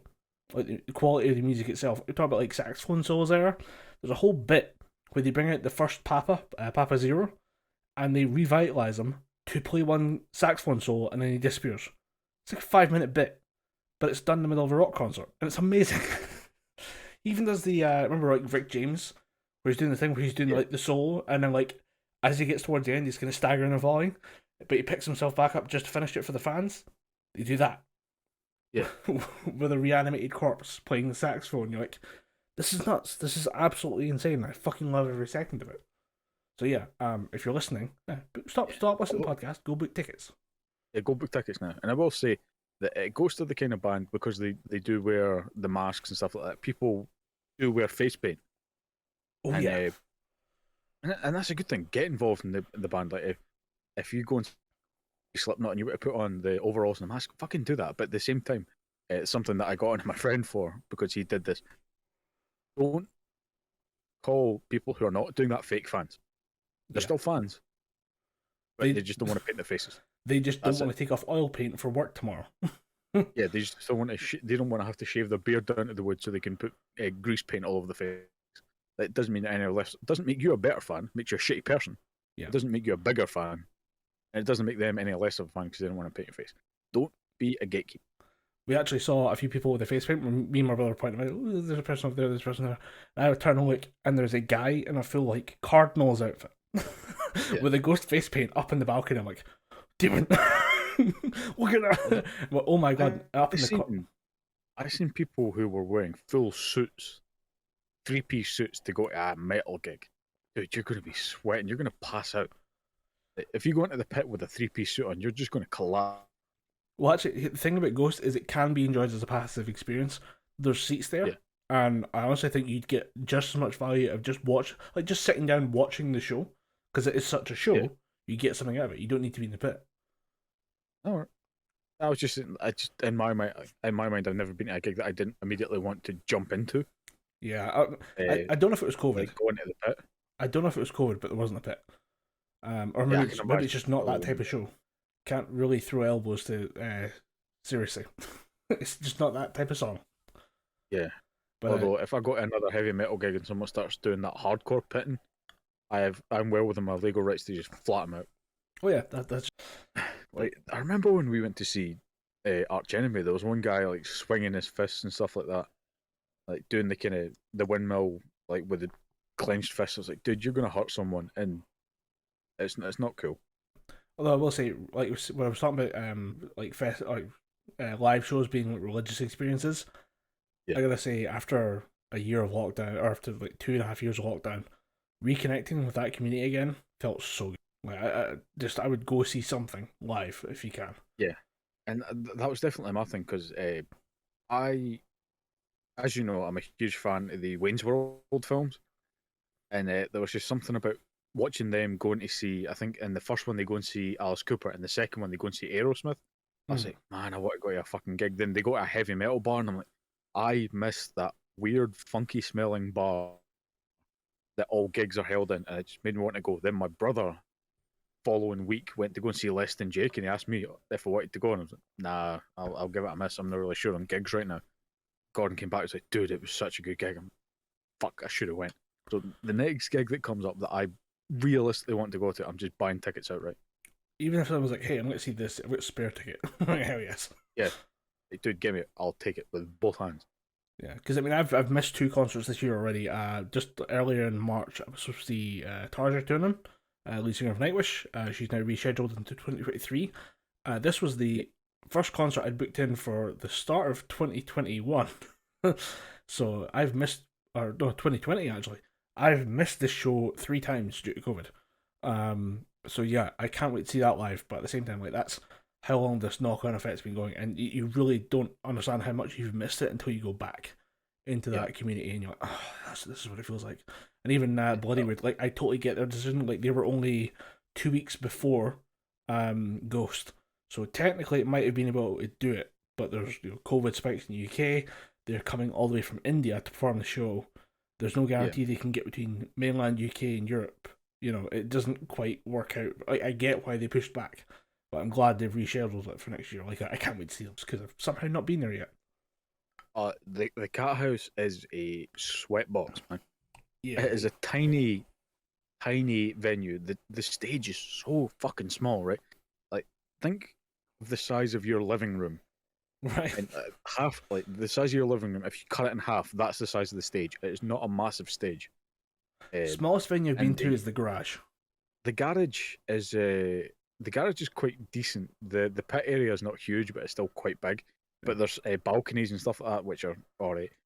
The garage was just weird for me. I didn't have that great a time. I went to I went to go see Devin Townsend there as well, because one of the gigs I've been to, one of the bands I've seen so many fucking times live is Devin Townsend. Yeah. Just because he always puts in a good show, and the tickets were usually cheap. Now they're about 30 to 40 quid. Well, that's I how think that's another thing that's just going to happen. Yeah, just higher ticket price. They get out the artist. But that's how I went to. That's where I went to see Devil Driver. Oh yeah, it's a weird gig. It's like the entire floor is just one big fight. Yeah, and that's what's like at the Cat House. The Cat House is a small corridor with a bar in the middle, and the stage at the other end. It's a very, very small, very what's the word? Intimate gig. Yeah, you're standing there, and all of a sudden the band are there. And you're like, hey, just high five. I mean, it was at the time where I did cause a bit of confusion. I think I went to see In Flames there once. Right. And when I was a lot skinnier, my hair was longer, I looked kind of like the lead singer for In Flames, Anders Frieden. And there were people just double taking me, and at one point the bassist for the support band came out and just went, "Why are you here?" Waiting in line. What is she? And he just kind of looked at me funny and went, "Holy shit, I need to show him." So he took a photo of me and took it backstage. And I remember they went up on stage and they just kind of went, he started doing this spiel to the audience, and he went, "Oh, by the way, and the guy that looks like me, you're getting a free T-shirt." I'm like, fuck yeah. But yeah, go see a live concert. Go see something good, preferably, but go see a live concert. Or not. Go see a shit concert and have a good story. Guys, the band came out, they fell over. One after the other, then on top of each other. So stupid. Haven't seen anything like that before. Or go see a really shit gig, get drunk and make it a fucking fantastic. For yourself, everyone else is going to hate you. Yeah, you're going to be that guy that people are going to point to and say, "Security, get rid of him." Like, most people crowd surf to get away or to go and get a drink or because they're too hot or something like that and they need to pass over. You're going to be the guy that's going to be forcibly crowd surfed over the top to get rid of. Yeah, the crowd ejected their own guy. Like, normally they wait for security, they just kind of marched him out there. It's weird. Yeah, I've been a few gigs where that happened.